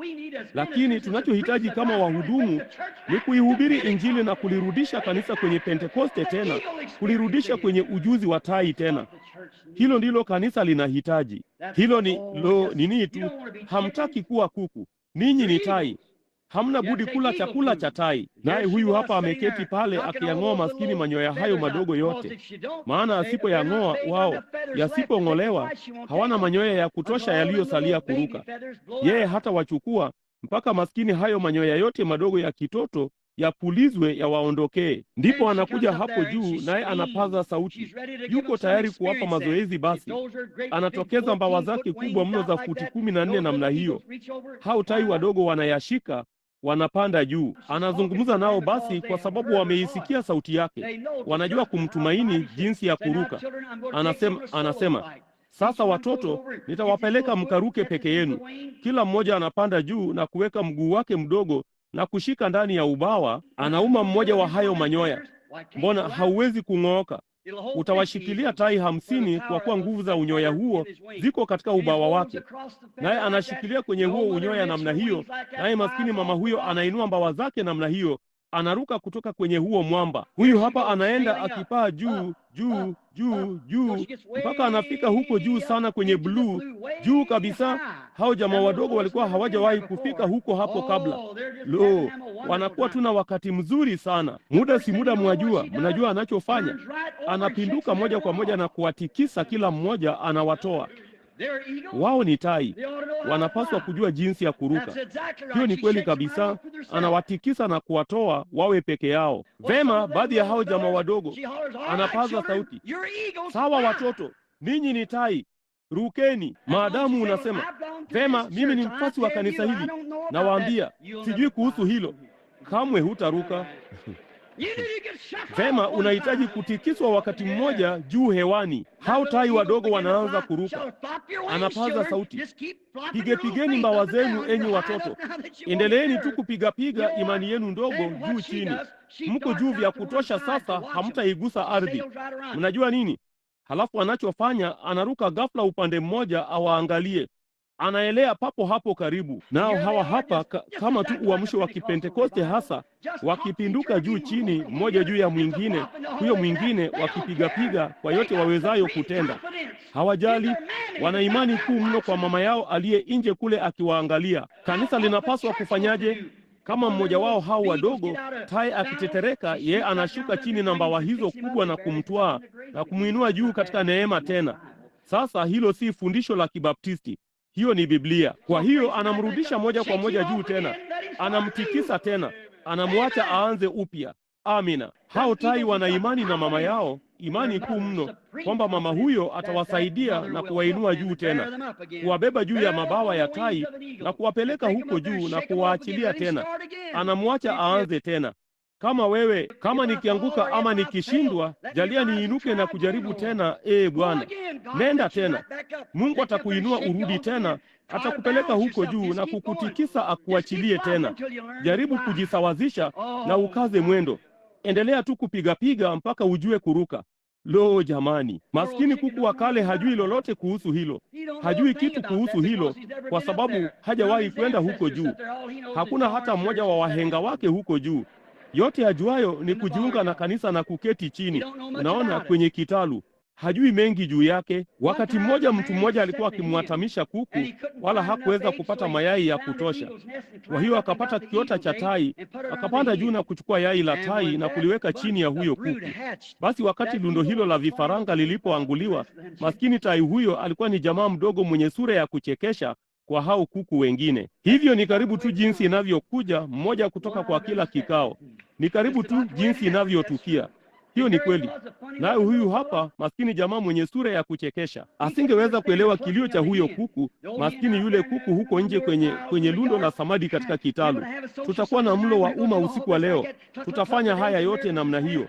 Chui chui chui. Siku za miujiza zimepita. Hakuna kitu kama uponyaji wa kiungu. Chui chui chui chui. Wakila takataka hiyo ya karamu za kale za karata na michezo na kuvua nguo na kila kitu namna hiyo, televisheni na upuzi huo wote wa namna hiyo. Maskini jamaa huyo alikuwa ni tai. Hicho hakikumkaa, kilimfanya atapike kukinusa.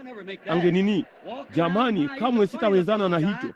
Akitembea kote, jamani, alionekana jamaa mdogo wa kuchekesha. Wakasema, lo, njoo huku kipenzi, tutakuwa na karamu kubwa mno usiku wa leo, tutatumika. Hakutaka wowote wa upuzi huo. Alitembea kote na kuona kitu gani? Mimi ni bata mwenye sura ya kipekee hapa. Basi nakuambia jambo moja ndugu, mtu anapozaliwa kuwa mwana wa Mungu, kanuni za imani za kale kamwe hazitamridhisha. La bwana, mambo ya ulimwengu, michezo ya mipira ya vikapu na karamu na michezo ya karata na namna hizi zote za burudani ambazo makanisa ya kisasa hufanya katika siku zetu. Si ajabu wanakubali. Mungu yuko wapi? Wamemhuzunisha Mungu akawaondokea. Hiyo ni kweli kabisa. Naam bwana, kuku anapenda takataka ya namna hiyo, lakini tai hawaipendi. Hiyo si chakula cha tai. Huyu hapa akatembea kule. Na jamani, nini yote, wote wakatazama pande zote. Wote walikuwa wamekimbilia mahali hapa. Nini tu, angechakura baadhi ya vitu vyenye sura chafu mno, nao wangekimbia pale na kula. Lo, hima ukajiunge nasi. Lakini yeye ni mtu aliyetengwa. Naam bwana, hakutaka hata mmoja wa upuzi huo. Haikuonekana sawa kwake. Hakikunukia vizuri. Hakuwa na mazingira yanayofaa pale. Hakupenda hicho hata kidogo. Alisema, la. Basi siku moja maskini yule mama tai alikuja kumtafuta. Nina furaha sana kwamba yeye alikuja kunitafuta. Akaruka juu ya hicho kitalu, akaangalia huko chini, ndipo akamwona kifaranga wake. Ndipo akapiga makelele, akasema, kipenzi, wewe si kuku, wewe ni wangu. Wakati alipoisikia sauti hiyo, aliangalia juu. Hiyo ilisikika nzuri. Asili yake ilikuwa ni tai. Asili yake Yesu Kristo, yeye yule jana, leo na hata milele. Amina. Akamjibu kwa sauti kuu, usiupende ulimwengu wala mambo yaliyo katika ulimwengu. Ukifanya hivyo, kumpenda Mungu hakumo ndani yako. Amina. Akasema, hiyo inasikika nzuri. Nikirudi huko, kipenzi, unaweza kuruka. Kitu pekee unachopaswa kufanya ni kupigapiga mabawa yako madogo ya imani. Yatakubeba. Nitaondokaje kwake mama? Pigapiga tu mabawa yako, hivyo tu utatoka moja kwa moja. Chukua tu imani yako na upige hatua moja kwa moja nayo. Anza kuondoka, kwa sababu wewe ni tai kwanza kabisa. Hakika wewe ni tai kwanza kabisa. Pigapiga mabawa yako. Alikuwa akielea kote huko juu. Unaonekana kama mmoja wangu huko chini mahali ulipo. Ndipo yule jamaa mdogo akaruka kwa miguu yake, akarukaruka mara 4 au 5, unajua, kama vile anavyopiga makofi yake madogo au mabawa pamoja namna hiyo. Na muda si muda, mwajua, akaondoa miguu yake ardhini. Lakini mnajua alilofanya? Maskini tai huyu aliketi moja kwa moja juu ya nguzo moja kwenye kitalu, moja kwa moja katikati ya dhehebu kubwa la Kipentekoste. Mnajua nini? Mama tai akaruka huko tena. Akamtazama, amevaa dangirizi, amekata nywele, amejipodoa uso. Kasema, kipenzi, unaonekana zaidi kama mwewe wa Kipentekoste kuliko unavyoonekana kama tai wa Kipentekoste. Itabidi ujioshe zaidi ya hivyo, la sivyo siwezi hata kukuchukua. Kweli, simaanishi kuudhi hisia zenu, lakini nataka kuwanyoa kitu fulani. Hebu nikuambie ndugu, mbona kanisa la Pentekoste linahitaji utakaso tangu mimbarani hadi kwenye marefu ya kanisa. Hiyo ni kweli kabisa. Kuweka kando mizigo. Si ajabu hatuwezi kuwa na uamsho tukila vitu vya koho, kukaa nyumbani usiku ukiangalia televisheni uipendayo badala ya kwenda kwenye ibada ya mkutano wako wa maombi. Kuvaa maskini hizi, wanawake wakivaa nguo hizi, na wanaume wanakunywa pombe kidogo na kufanya mizaha michafu na kadhalika wenyewe kwa wenyewe. Mnamaanisha nini wanaume? Mungu kamwe hawezi kushuka kwenye machafuko ya upuzi kama huo. Mnaweza mkawa na makanisa yaliyo makubwa kuliko yote nchini. Mnaweza kuwa na pesa nyingi zaidi ya mlizowahi kuwa nazo. Hiyo haina uhusiano wowote nalo. Mnaweza kushirikiana na wale mnaowaita umati bora wa wasomi. Wenda ukavaa suti bora zaidi. Lakini ndugu, Mungu anataka moyo safi na mikono safi. Anataka kanisa lililosafishwa, ndipo anaweza kujionyesha mwenyewe. Wakati Mungu anapotangaza mbawa zake kubwa na kuonyesha nguvu zake, kwamba yeye ni yule yule jana, leo na hata milele, tai akisema, naam Bwana, hilo ndilo ninalotaka. Ninalipigania, ninakuja kwake. Hakika yeye ni yule yule jana, leo na hata milele. Jamani, wakati wetu ulienda wapi? Najisikia tu kuhubiri sasa. Nina nini tu. Lakini sisi wapi? Lo, kile kanisa la Pentekoste linachohitaji ni kusafishwa. Linahitaji kuoshwa. Linahitaji kusuguliwa utakaso. Enyi watu, ninyi si wa ulimwengu. Msijifananishie kama watu wengine. Msijaribu kujifananisha na bingwa fulani wa sinema. Wewe ni binti ya Mungu. Wewe ni mwana wa Mungu. Usijaribu kuwa Matt Dillon au mtu fulani. Usijaribu kuwa Peabody Annie au lolote lililo jina lake au baadhi ya wanaume hao. Wewe si. Usiyapende mambo ya ulimwengu. Mkiupenda ulimwengu au mambo yaliyo katika ulimwengu, kumpenda Mungu hata hakumo ndani yenu. Najua ndugu, hiyo inachefua. Hiyo inakuchefua. Maskini mama yangu wa kusini alizoea kuniambia hivyo. Sisi sote watoto wadogo tungekuja Jumamosi usiku na birika kubwa la kale la mwerezi, naye angemwaga maji ndani yake na kumwosha mtoto mdogo. Nami nilikuwa ndiye wa mwisho kati ya 10. Nami nilikuwa wa mwisho kuoga katika birika lile la maji, tunayapasha tu moto kidogo. Halafu basi mama angechukua, tulikuwa maskini sana sisi, angechukua maskini ngozi za nyama na kuziyeyusha kabisa apate grisi kutoka kwake. Tusingeweza kununua mafuta ya nguruwe, na kwa hivyo angetoa grisi kwake kuitia kwenye ugali. Nasi tulikuwa na mbaazi, jicho jeusi, mboga za tanipu na ugali. Nasi tukapata nini yetu. Tulikuwa na mizio na kadhalika, naye mama kila Jumamosi usiku angetupa kipimo cha mafuta ya mbarika. Bado siwezi kuvumilia kitu hicho kukinusa. Nami ningemjia nimeshika pua yangu. Ningesema, "Mama, acha." kamwe siwezi kuyavumilia. Akanipa neno zuri, kasema, mwanangu, yasipokuchefua hayakufai kitu. Ndivyo ilivyo na kuhubiri neno hili. Lisipokuchefua vizuri sana, kusudi lifanye ulaji bora wako wa kiroho uanze kufanya kazi, halitakufaa kitu. Hiyo ni kweli. Neno hukuweka huru, na huru kweli kweli, linakata pingu. Mnaamini hilo? Kanisa linahitaji uamsho wa Roho Mtakatifu. Linahitaji kusafishwa kwa nyumba. Hawa ni tai. Usiwalishe chakula cha kuku. Wao ni tai. Watoe huko nje ambako itawabidi kuruka, la sivyo wafe. Hakuna lingine. Naye Mungu ataangalia urithi wake. Yeye kamwe hayuko mbali mno, daima yuko karibu kukuinua. Je, mnaamini hilo? Na tuinamishe vichwa vyetu basi kwa ajili ya maombi. Ni wangapi wangetaka kukumbukwa sasa na kusema, Bwana unirehemu, nipe mawazo ya tai, nipe shauku za tai, nipe uhai wa tai. Jalia niruke katika buluu yako huko ng'ambo, Bwana, ambako mambo yote yanawezekana kwa hao wanaoamini. Jenga imani ndani yangu. Jalia mabawa yangu yakue. Jalia misuli yangu karibu na mabawa yangu ikue hata niweze kweli kumwona Yesu. Lo, Mungu awabariki. Baba wa mbinguni, lo, huenda ujumbe ulisikika wa kukosoa Bwana, lakini haukukusudiwa hivyo. Ulikuwa tu katika maskini njia ya pekee nilionayo ya kuwafanya watu wajue, Bwana, kile ninachoamini, kwamba wewe unajaribu kuwafikia, kulitikisa kanisa. Urithi huu mkuu wako, kanisa hili kuu la Kipentekoste, kanisa kuu jinsi lilivyo, umetikisa kila namna ya karama karibu nao, kila namna ya ishara na maajabu, nao wanaketi kitako kama kuku wakati mwingine. Mungu, jalia waone wao ni tai, wanaweza kuruka, waichukue tu imani yao na kuruka, waondoke kwake, waondokee msemo huu wa kale, haliwezi kutendeka, halina kitu. Mungu, ninaomba ya kwamba utambariki kila mmoja hapa alasiri ya leo, na jalia kila mmoja wao azunguke karibu chini ya mbawa za Yehova. Lijalie Baba, ninawakabidhi kwako katika jina la Yesu mwanao. Amina. Ni juu ya Bwana Mungu kile afanyacho. Sasa tutakuwa na mstari wa maombi ili tuweze kutoka hapa. Nataka muende kanisani usiku wa leo. Mungu awabariki. Mnampenda Bwana? Amina. Hebu tuibe mara moja tu zaidi ili niweze kuusikia katika Tulsa kundi hili kubwa mno. Nampenda kwani alinipenda kwanza, akanunua wokovu wangu kule Kalvari. Vema, hebu tuufanye uvume sasa kwake. Ujumbe umeisha na tumwabudu tu.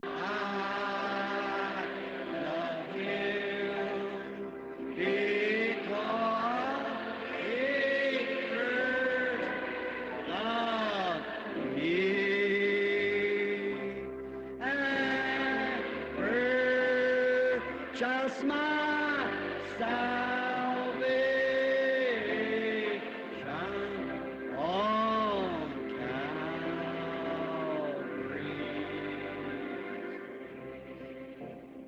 Calvary. Sasa hebu kwa namna fulani tuinamishe vichwa vyetu na kuinua mikono yetu wakati umati unapotulia sasa.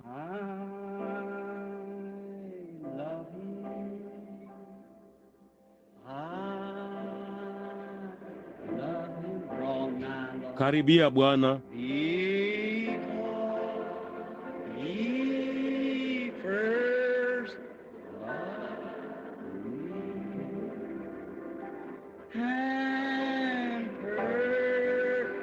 Just my salvation on Calvary.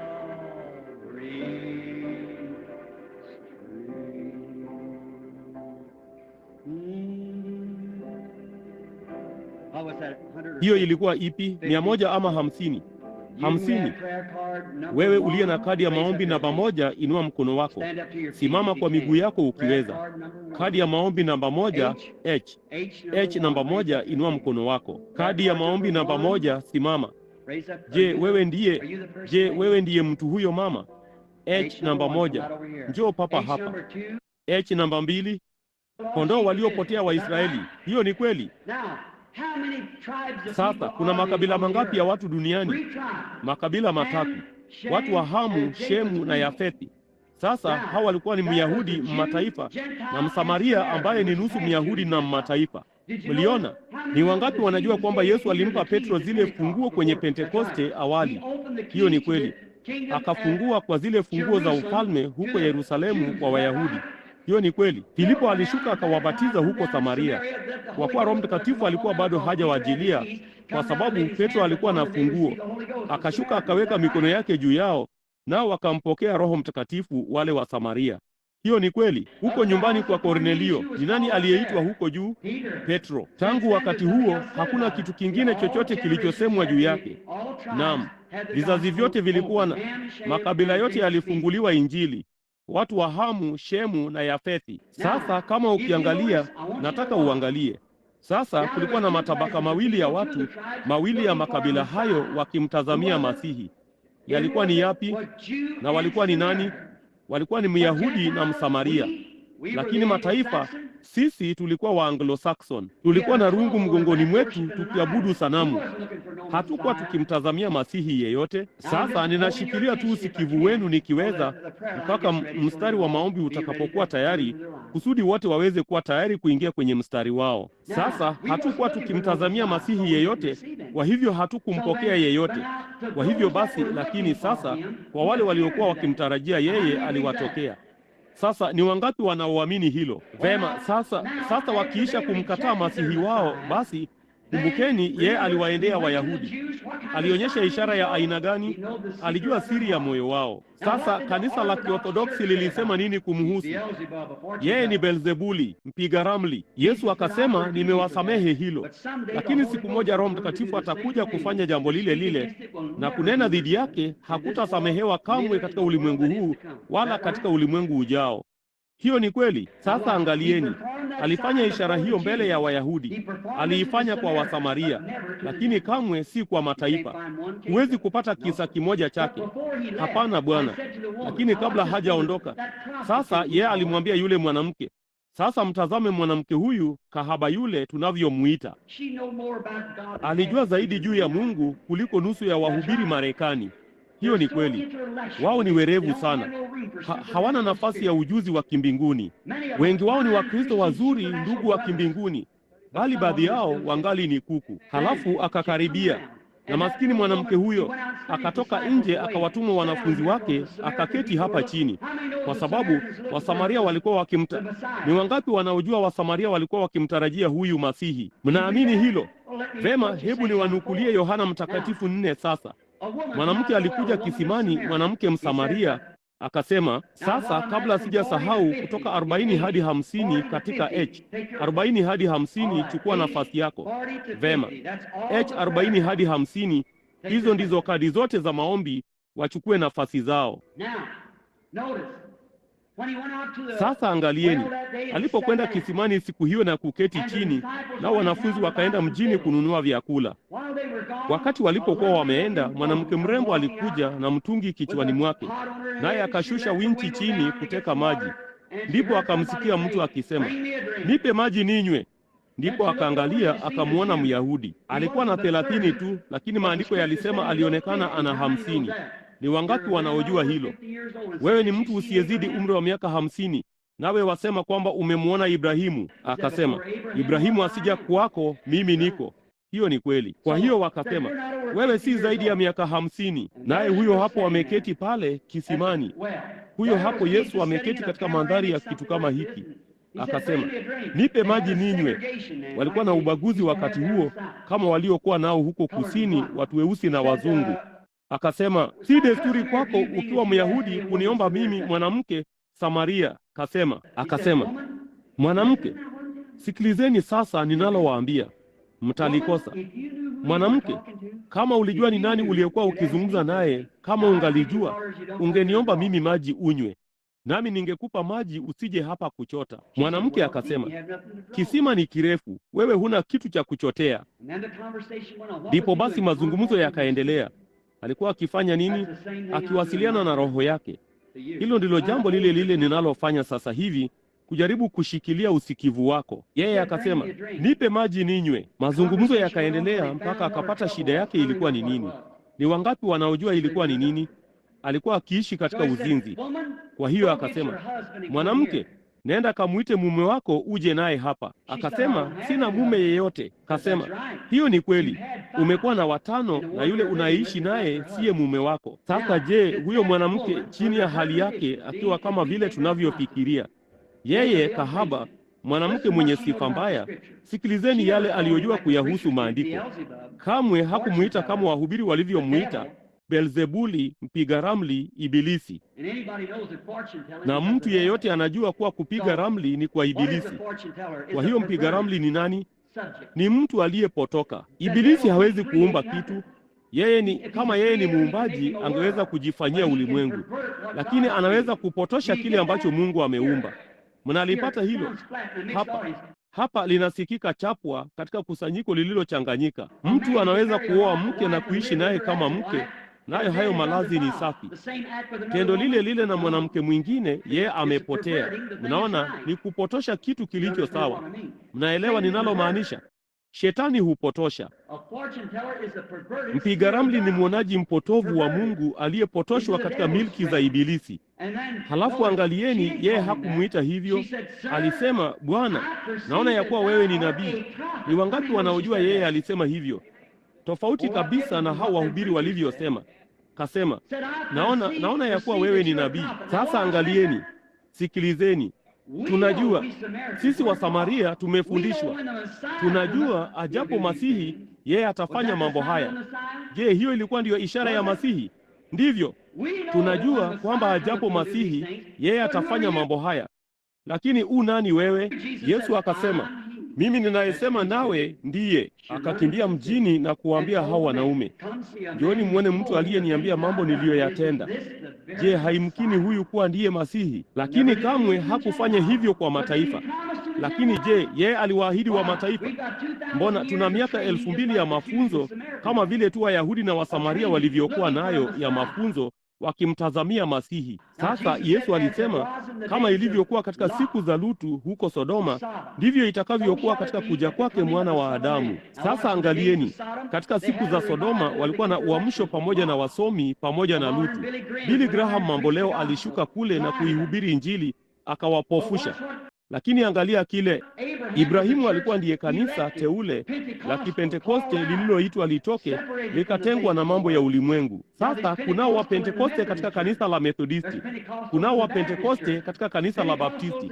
Wa Pentekoste sio dhehebu, ni tukio ambalo mtu yeyote anaweza kupata anayeitaka. Pentekoste ya kimadhehebu haina haki juu ya baraka yoyote ya Kipentekoste kama Mkatoliki anaweza kuipata.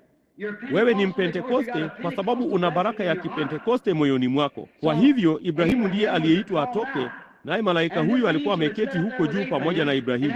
Na baada ya malaika kuondoka, yeye alimuita Bwana, Elohimu. Ni wangapi wanaojua kwamba Elohimu alikuwa ndiye Yehova Mungu mkuu? Hakika, Bwana Mungu. Na yeye akaketi huko ameelekeza mgongo wake kwenye hema. Angalia kile alichomwambia Ibrahimu. Sasa yeye ni mgeni, hajawahi kuwa huko hapo awali. Akasema, Ibrahimu, yuwapi Sara mkeo? Alijuaje kwamba alikuwa na mke? Na alijuaje jina lake lilikuwa Sara?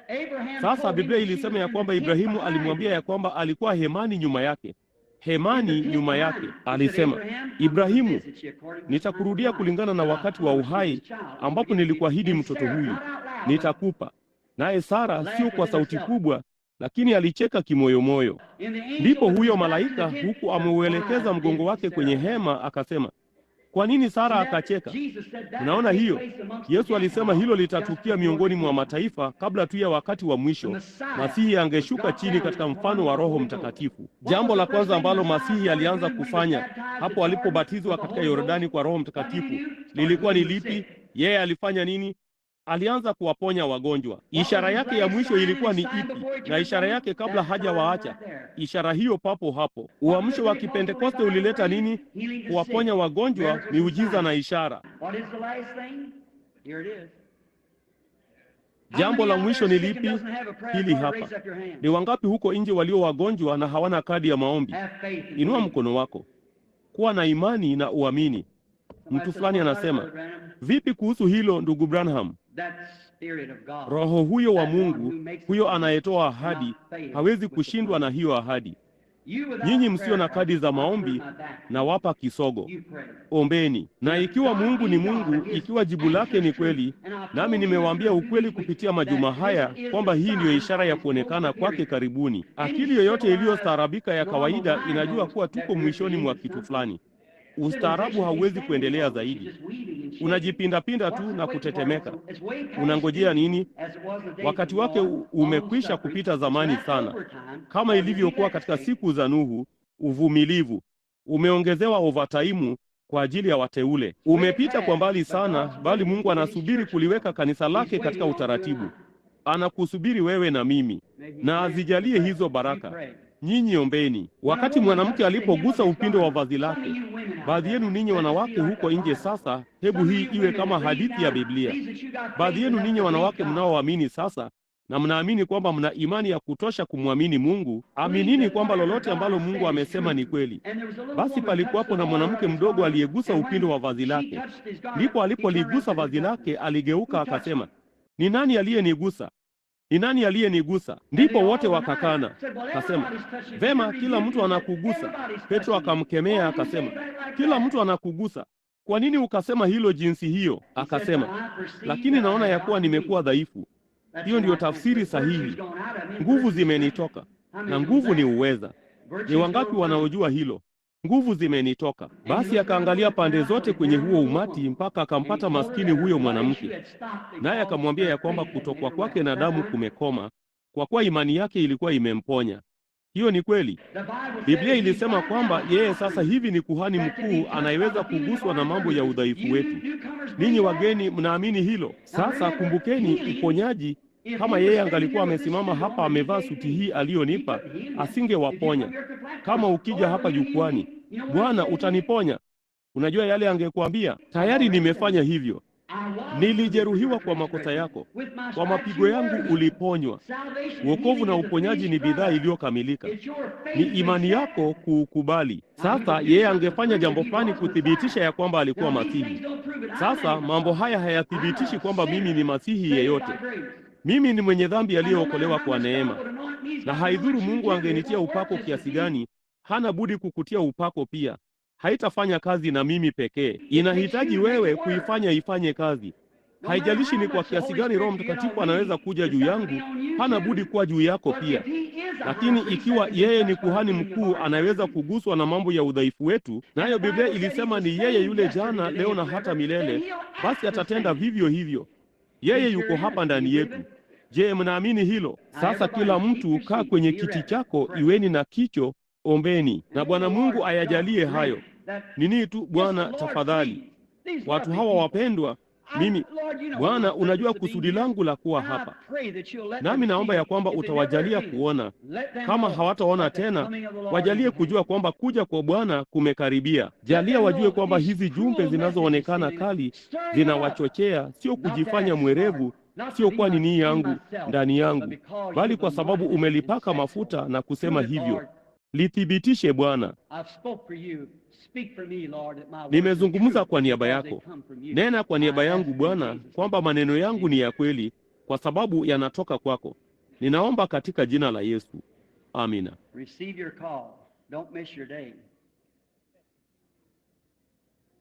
Upokee wito wako, usiikose siku yako. Ni wangapi katika mstari huu wa maombi walio wageni kwangu? Inua mkono wako. Ninyi nyote mlio wageni, ninyi nyote mlioko huko nje wageni, inueni mikono yenu. Sijui mtu ila Jean God anayeketi hapa, Pat Tyler papo hapo. Hao ndio tu ninaowaona. Mwanangu akisimama huko nyuma, ndio tu ninaowajua.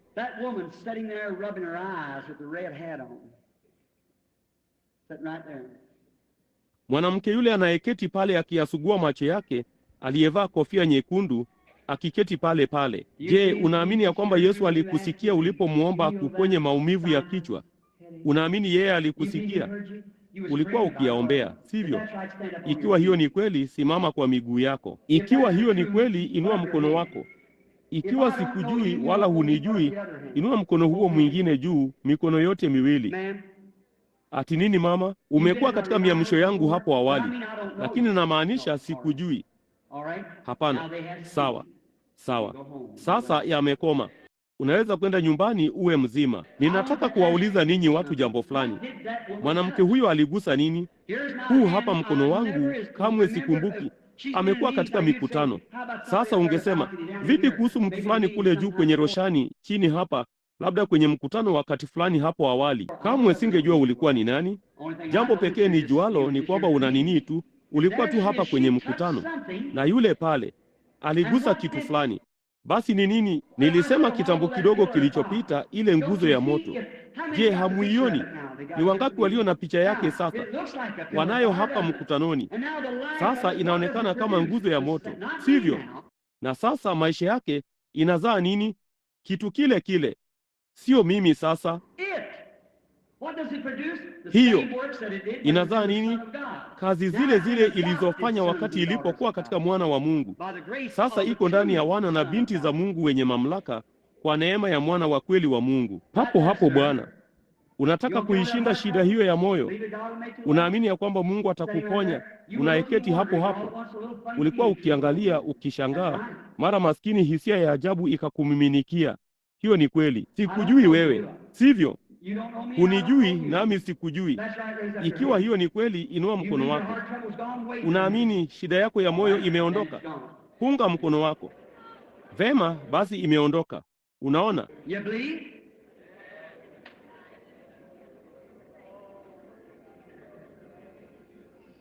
Mnaamini?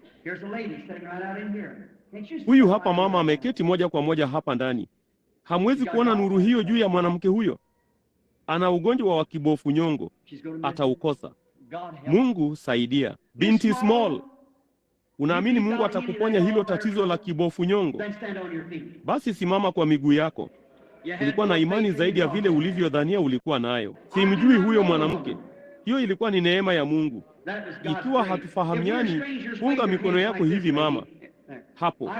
Sikujui, lakini kile alichokuambia ni kweli. Inua mkono wako. Kile alichosema.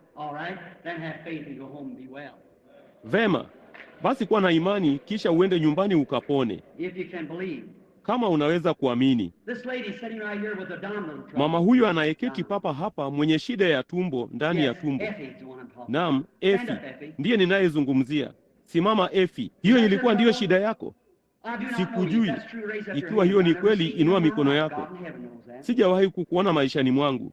Mungu mbinguni anajua hilo. Nenda nyumbani. Imekwisha. Mungu akubariki. Ukifa katika dhambi zako, haitakuwa ni kosa la Mungu. Unaweza kuwa mwaminifu sana kwa kanisa, lakini mwenye dhambi ni asiyeamini. Mwamini Mungu. Vema, sasa watu hawa hapa, huu ni mstari wa maombi, kuweka mikono juu ya wagonjwa. Je, mtaliamini? Haidhuru. Sasa hao ni watu wasio na kadi ya maombi. Ulipo mstari wa upambanuzi huko nje bila kadi ya maombi. Sasa ninyi wengine anzeni kuamini. Msisogee. Mnaona? Kila mmoja wenu ni roho. Mnaona? Kila mmoja wenu ni roho. Mlijua hilo? Wasinge nini, ungekufa. Kwa hivyo ninazungumza juu ya roho yako, sio wewe. Ni roho yako. Njoo hapa mama. Unaniamini mimi kuwa ni mtumishi wa Mungu? Hatufahamiani. Ikiwa hiyo ni kweli, kusudi kusanyiko huko juu roshani lielewe, inua tu mkono wako. Ikiwa hatufahamiani, hatujawahi kukutana. Hii hapa mandhari. Kwa kuwa wa kwanza mstarini alikuwa ni mwanamke, hii hapa Yohana Mtakatifu 4. Mwanamume na mwanamke wanakutana mara ya kwanza maishani. Iwapo huyu ni Roho wa Kristo hapa kati yetu, basi atazifanya kazi za Kristo. Tafadhali msisogee. Sasa mnaharibu tu nini? Mnawadhuru wengine. Mnaona? Nina mamlaka juu ya kila mmoja wenu. Ninajaribu kuwasaidia. Iweni kimya sana na wenye kicho. Vema, iwapo Bwana Mungu ataniambia jambo fulani kukuhusu wewe, kama nikija hapa juu, labda wewe ni mgonjwa. Huenda usiwe, lakini ikiwa wewe ni mgonjwa, nami nije hapa na kukuwekea tu mikono yangu, niseme, utapata afya mama. Ungeweza kuamini hilo. Maana hiyo ni kweli. Lakini kama Roho Mtakatifu alisimama hapa na vipi kama huyu alikuwa ni Bwana Yesu amevaa suti hii, amesimama hapa nawe ungesema, niponye Bwana. Angesema, nimekuponya tayari, lakini angefanya kitu kama alichofanya wakati alipokuwa huku hapo awali, kama vile alivyomfanya yule mwanamke kisimani, kukujulisha kuwa huyo ni nani. Alimjulishaje? Kwa kumwambia kitu ambacho kilikuwa maishani mwake. Hiyo ni kweli, kusanyiko, ninyi nyote ni wageni. Angesema kitu kilichokuwa maishani mwake. Sasa kama atasema kitu kilicho maishani mwako, kama alivyomfanyia Simoni Petro, au kama alivyomfanyia mtu fulani katika Biblia, jinsi alivyofanya, basi hiyo ingekupa imani nyingi. Je, ingempa kila mmoja wenu imani kuamini? Sasa hii hapa. Vema, sio nyuma ya baadhi ya mapazia meusi, sio baadhi ya maskani ya Ibilisi, bali papa hapa jukwani pamoja nanyi, kutoka kwenye maneno ya Biblia. Huenda ikawa ni mvurugo mdogo katika theolojia, lakini ni maandiko hata hivyo. Mnaona, kama ningeweza kukusaidia wala nisikusaidie, ningekuwa mwigaji. Singestahili kusimama hapa kando ya Biblia hii kama ningeweza kukusaidia wala nisikusaidie. Siwezi kukusaidia. Kitu pekee ninachoweza kufanya ni kukufanya utambue jambo fulani, kwamba Kristo yuko hapa kukuponya, kukupa afya iwapo unaumwa. Wewe ni mgonjwa, unasumbuliwa na ugonjwa wa kike. Ni ugonjwa wa kike. Hiyo ni kweli.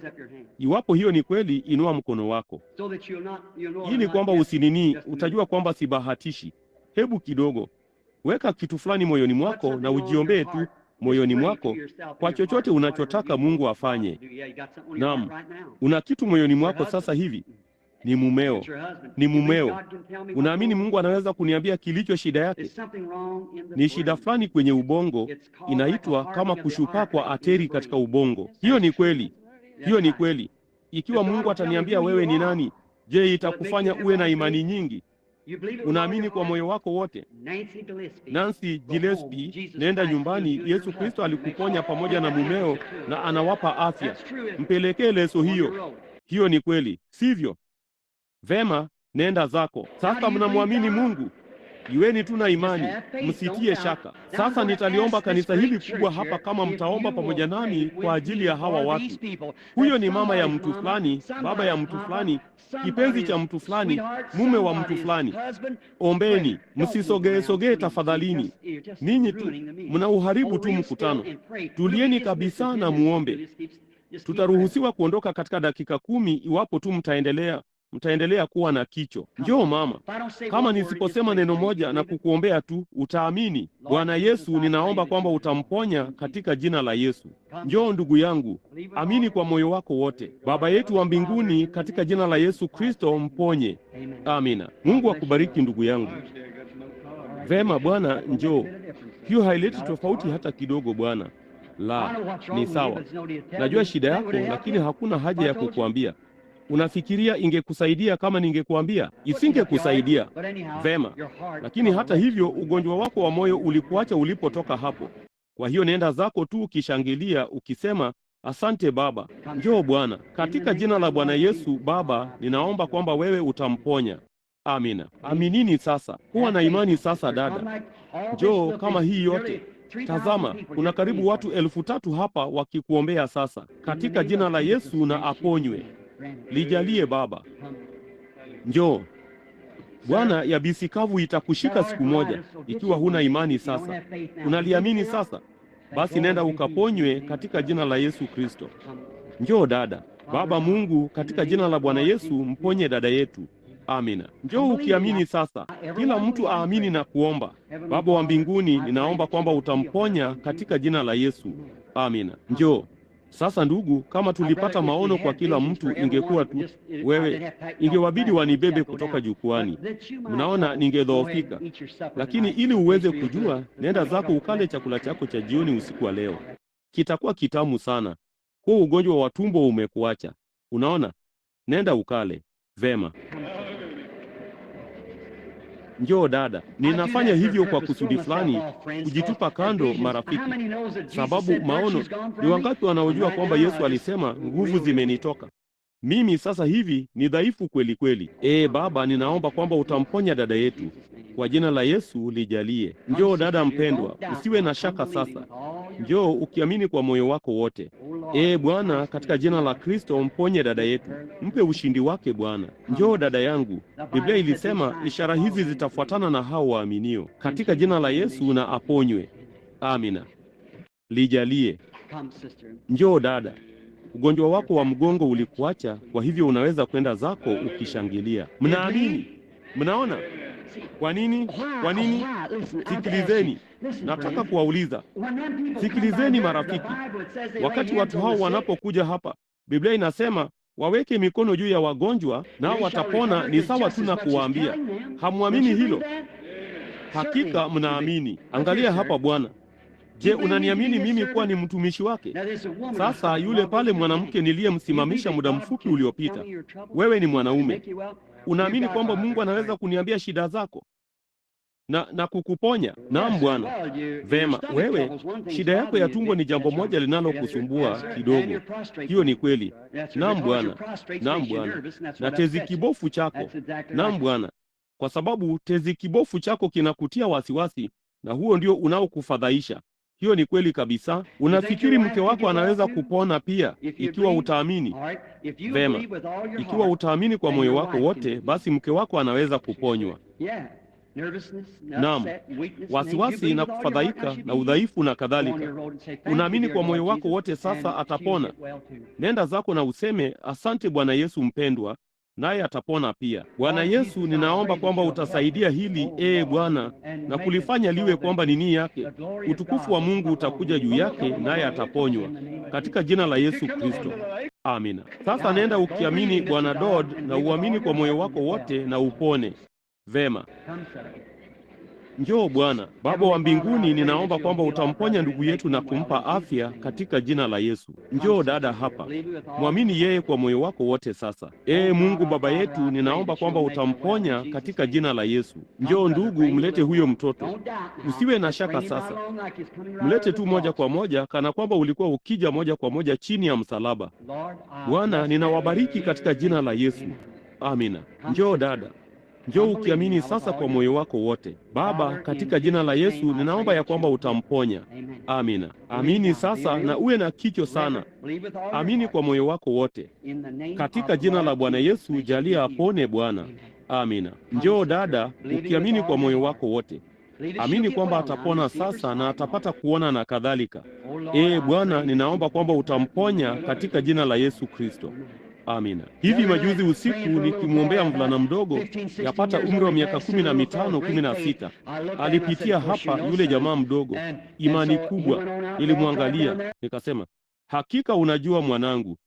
Na kwa hivyo akaenda zake nje, akashuka moja kwa moja pale chini. Naye huyo mvulana mdogo aliyezaliwa kipofu alifunguka macho, akapiga kelele tena. Lo, ndugu Branham, ninaweza kuona. Hapa ndani imewekwa kamba kutoka kwa mtoto mchanga, mtoto mwenye kichwa kilichojaa maji. Kimepungua kiasi hicho katika usiku mmoja. Kwa kupitia hapa tu, mambo yanatendeka. Huna budi kuamini hata hivyo. Mnaona?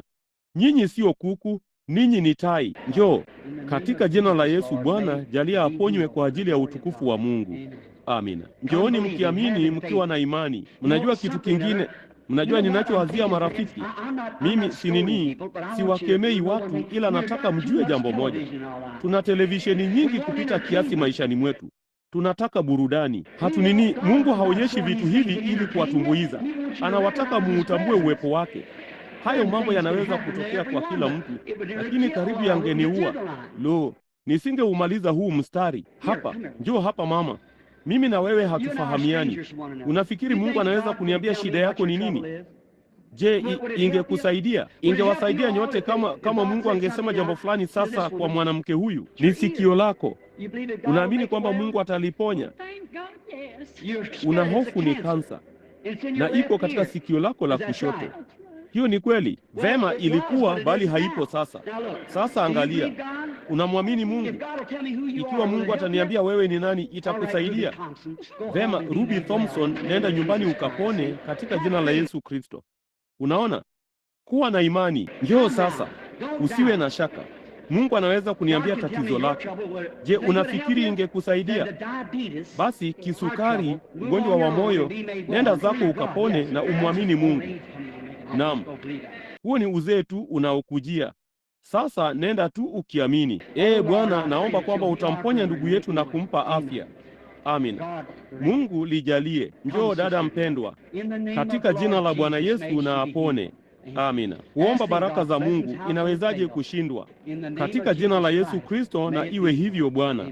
Amina. Njoo ndugu yangu, katika jina la Yesu Kristo ndugu yetu na aponywe. Amina. Njoo ndugu mpendwa. Mungu akubariki. Mlete mama papa hapa. Hima dada, katika jina la Yesu Kristo na uponywe. Njoo katika jina la Yesu Kristo, dada yetu na aponywe sasa. Naam. Amini sasa, jambo lilo hilo litatokea huko chini ikiwa hutatilia shaka. Mungu mbariki maskini ndugu huyu mpendwa. Ninaomba Baba wa mbinguni kwamba utamponya na kumpa afya. Pia jalia iwe kwamba atapata kuona na kuponywa katika jina la Yesu. Amina. Iweni na imani sasa. Msiwe na shaka. Siwezi kuponya. Yeye yuko tu hapa. Yeye ndiye mponya. Usiwe na shaka. Kuwa kama kipofu Batimayo, endelea kuitafuta mikono yako. Katika jina la Yesu Kristo, dada huyu na aponywe. Vema, njoo dada mpendwa. Je, mnaamini kila mtu? Kabisa. Jambo fulani lilitukia. Hebu kidogo. Huyo jamaa anayeketi hapo unapumu Bwana. Hiyo ni kweli. Ulikuwa ukiomba. Ukageuka kusema, hiyo si ni ajabu. Nitakwambia jambo lingine. Walitoa karibu theluthi mbili za tumbo lako kwa ajili ya ugonjwa wa tumbo. Hiyo ni kweli. Sivyo? Ikiwa hiyo ni kweli, punga mkono wako. Nasi hatufahamiani. Yesu Kristo alikuponya. Imani yako ilikuponya. Nenda zako ukishangilia. Lo, usiwe na shaka. Amini. Vema mama. Wewe ngoja kidogo. Sasa huko hapa kwa ajili yako mwenyewe.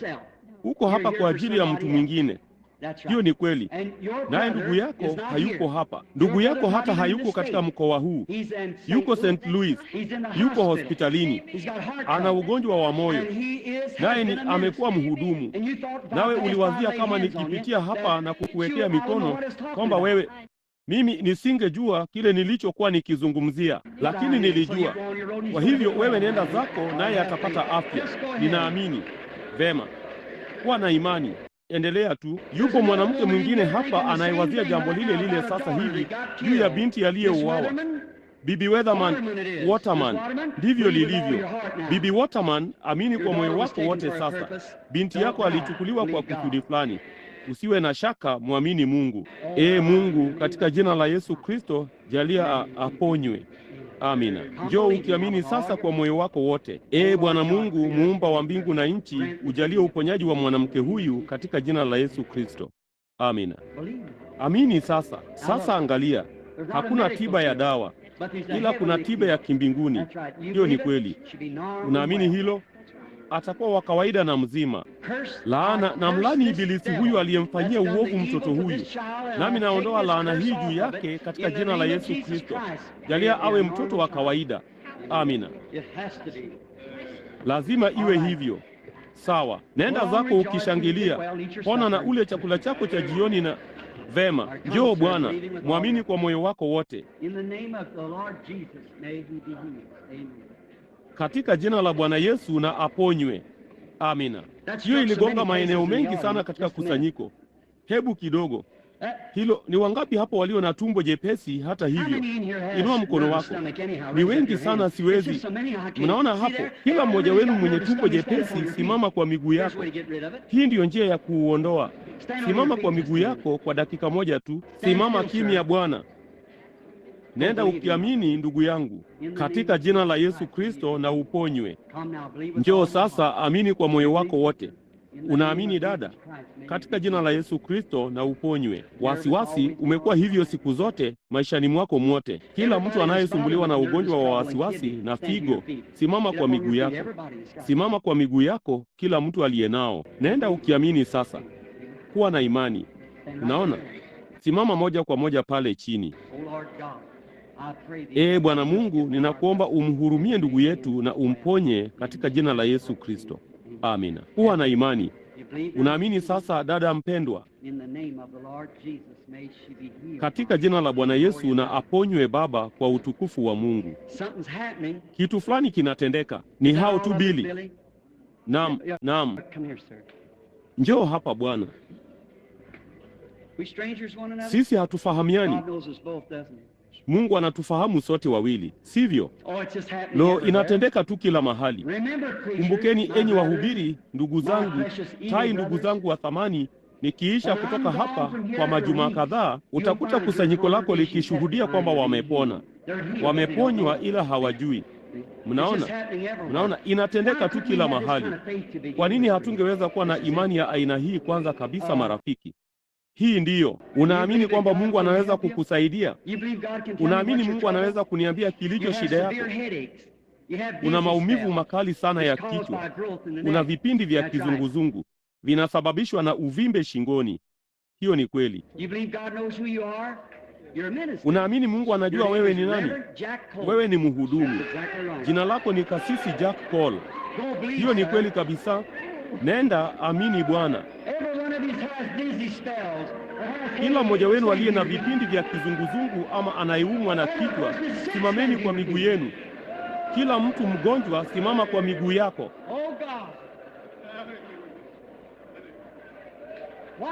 Lo, Mungu, ingekuwaje kama tu ingetendeka? Ingekuwaje? Mnaiamini? Ni waaminio wangapi walioko hapa ambao wameshawishika ya kwamba kitu hiki ni Roho Mtakatifu? Inua mkono wako. Siwezi kufanya mambo hayo. Ninyi ni waaminio. Wekeaneni mikono na umwamuru Ibilisi amwache mtu huyo uliyemwekea mikono. Maombi yako ni sawa na yangu. Wekeaneni mikono mmoja juu ya mwingine. Hiyo ni sawa. Mama hapo juu, kifua kikuu kilikuacha wakati huo. Ugonjwa wa tezi kibofu umekuacha ndugu. Unaweza kuweka mikono yako chini na kupiga makelele ya sifa. TB iliyo na maskini yule mama anayesimama pale pale imeondoka. Isahau. Yesu Kristo anakuponya. Jambo ndilo hili marafiki. Na tumpe Mungu sifa. Bwana, uko hapa. Namlaani Ibilisi katika kazi zake zote. Ninamlaani kila roho mchafu. Shetani umefituliwa. Umekemewa katika jina la Yesu Kristo. Ninakuamuru kwa Mungu aliye hai, toka kwenye kusanyiko hili. Huwezi kuwafanya watie shaka tena. Roho Mtakatifu amejifanya halisi mbele yao. Huwezi kuwafanya watie shaka tena. Wamewekeana mikono. Yesu alisema ishara hizi zitafuatana na hao waaminio. Wakiweka mikono yao juu ya wagonjwa watapata afya. Shetani umepotea.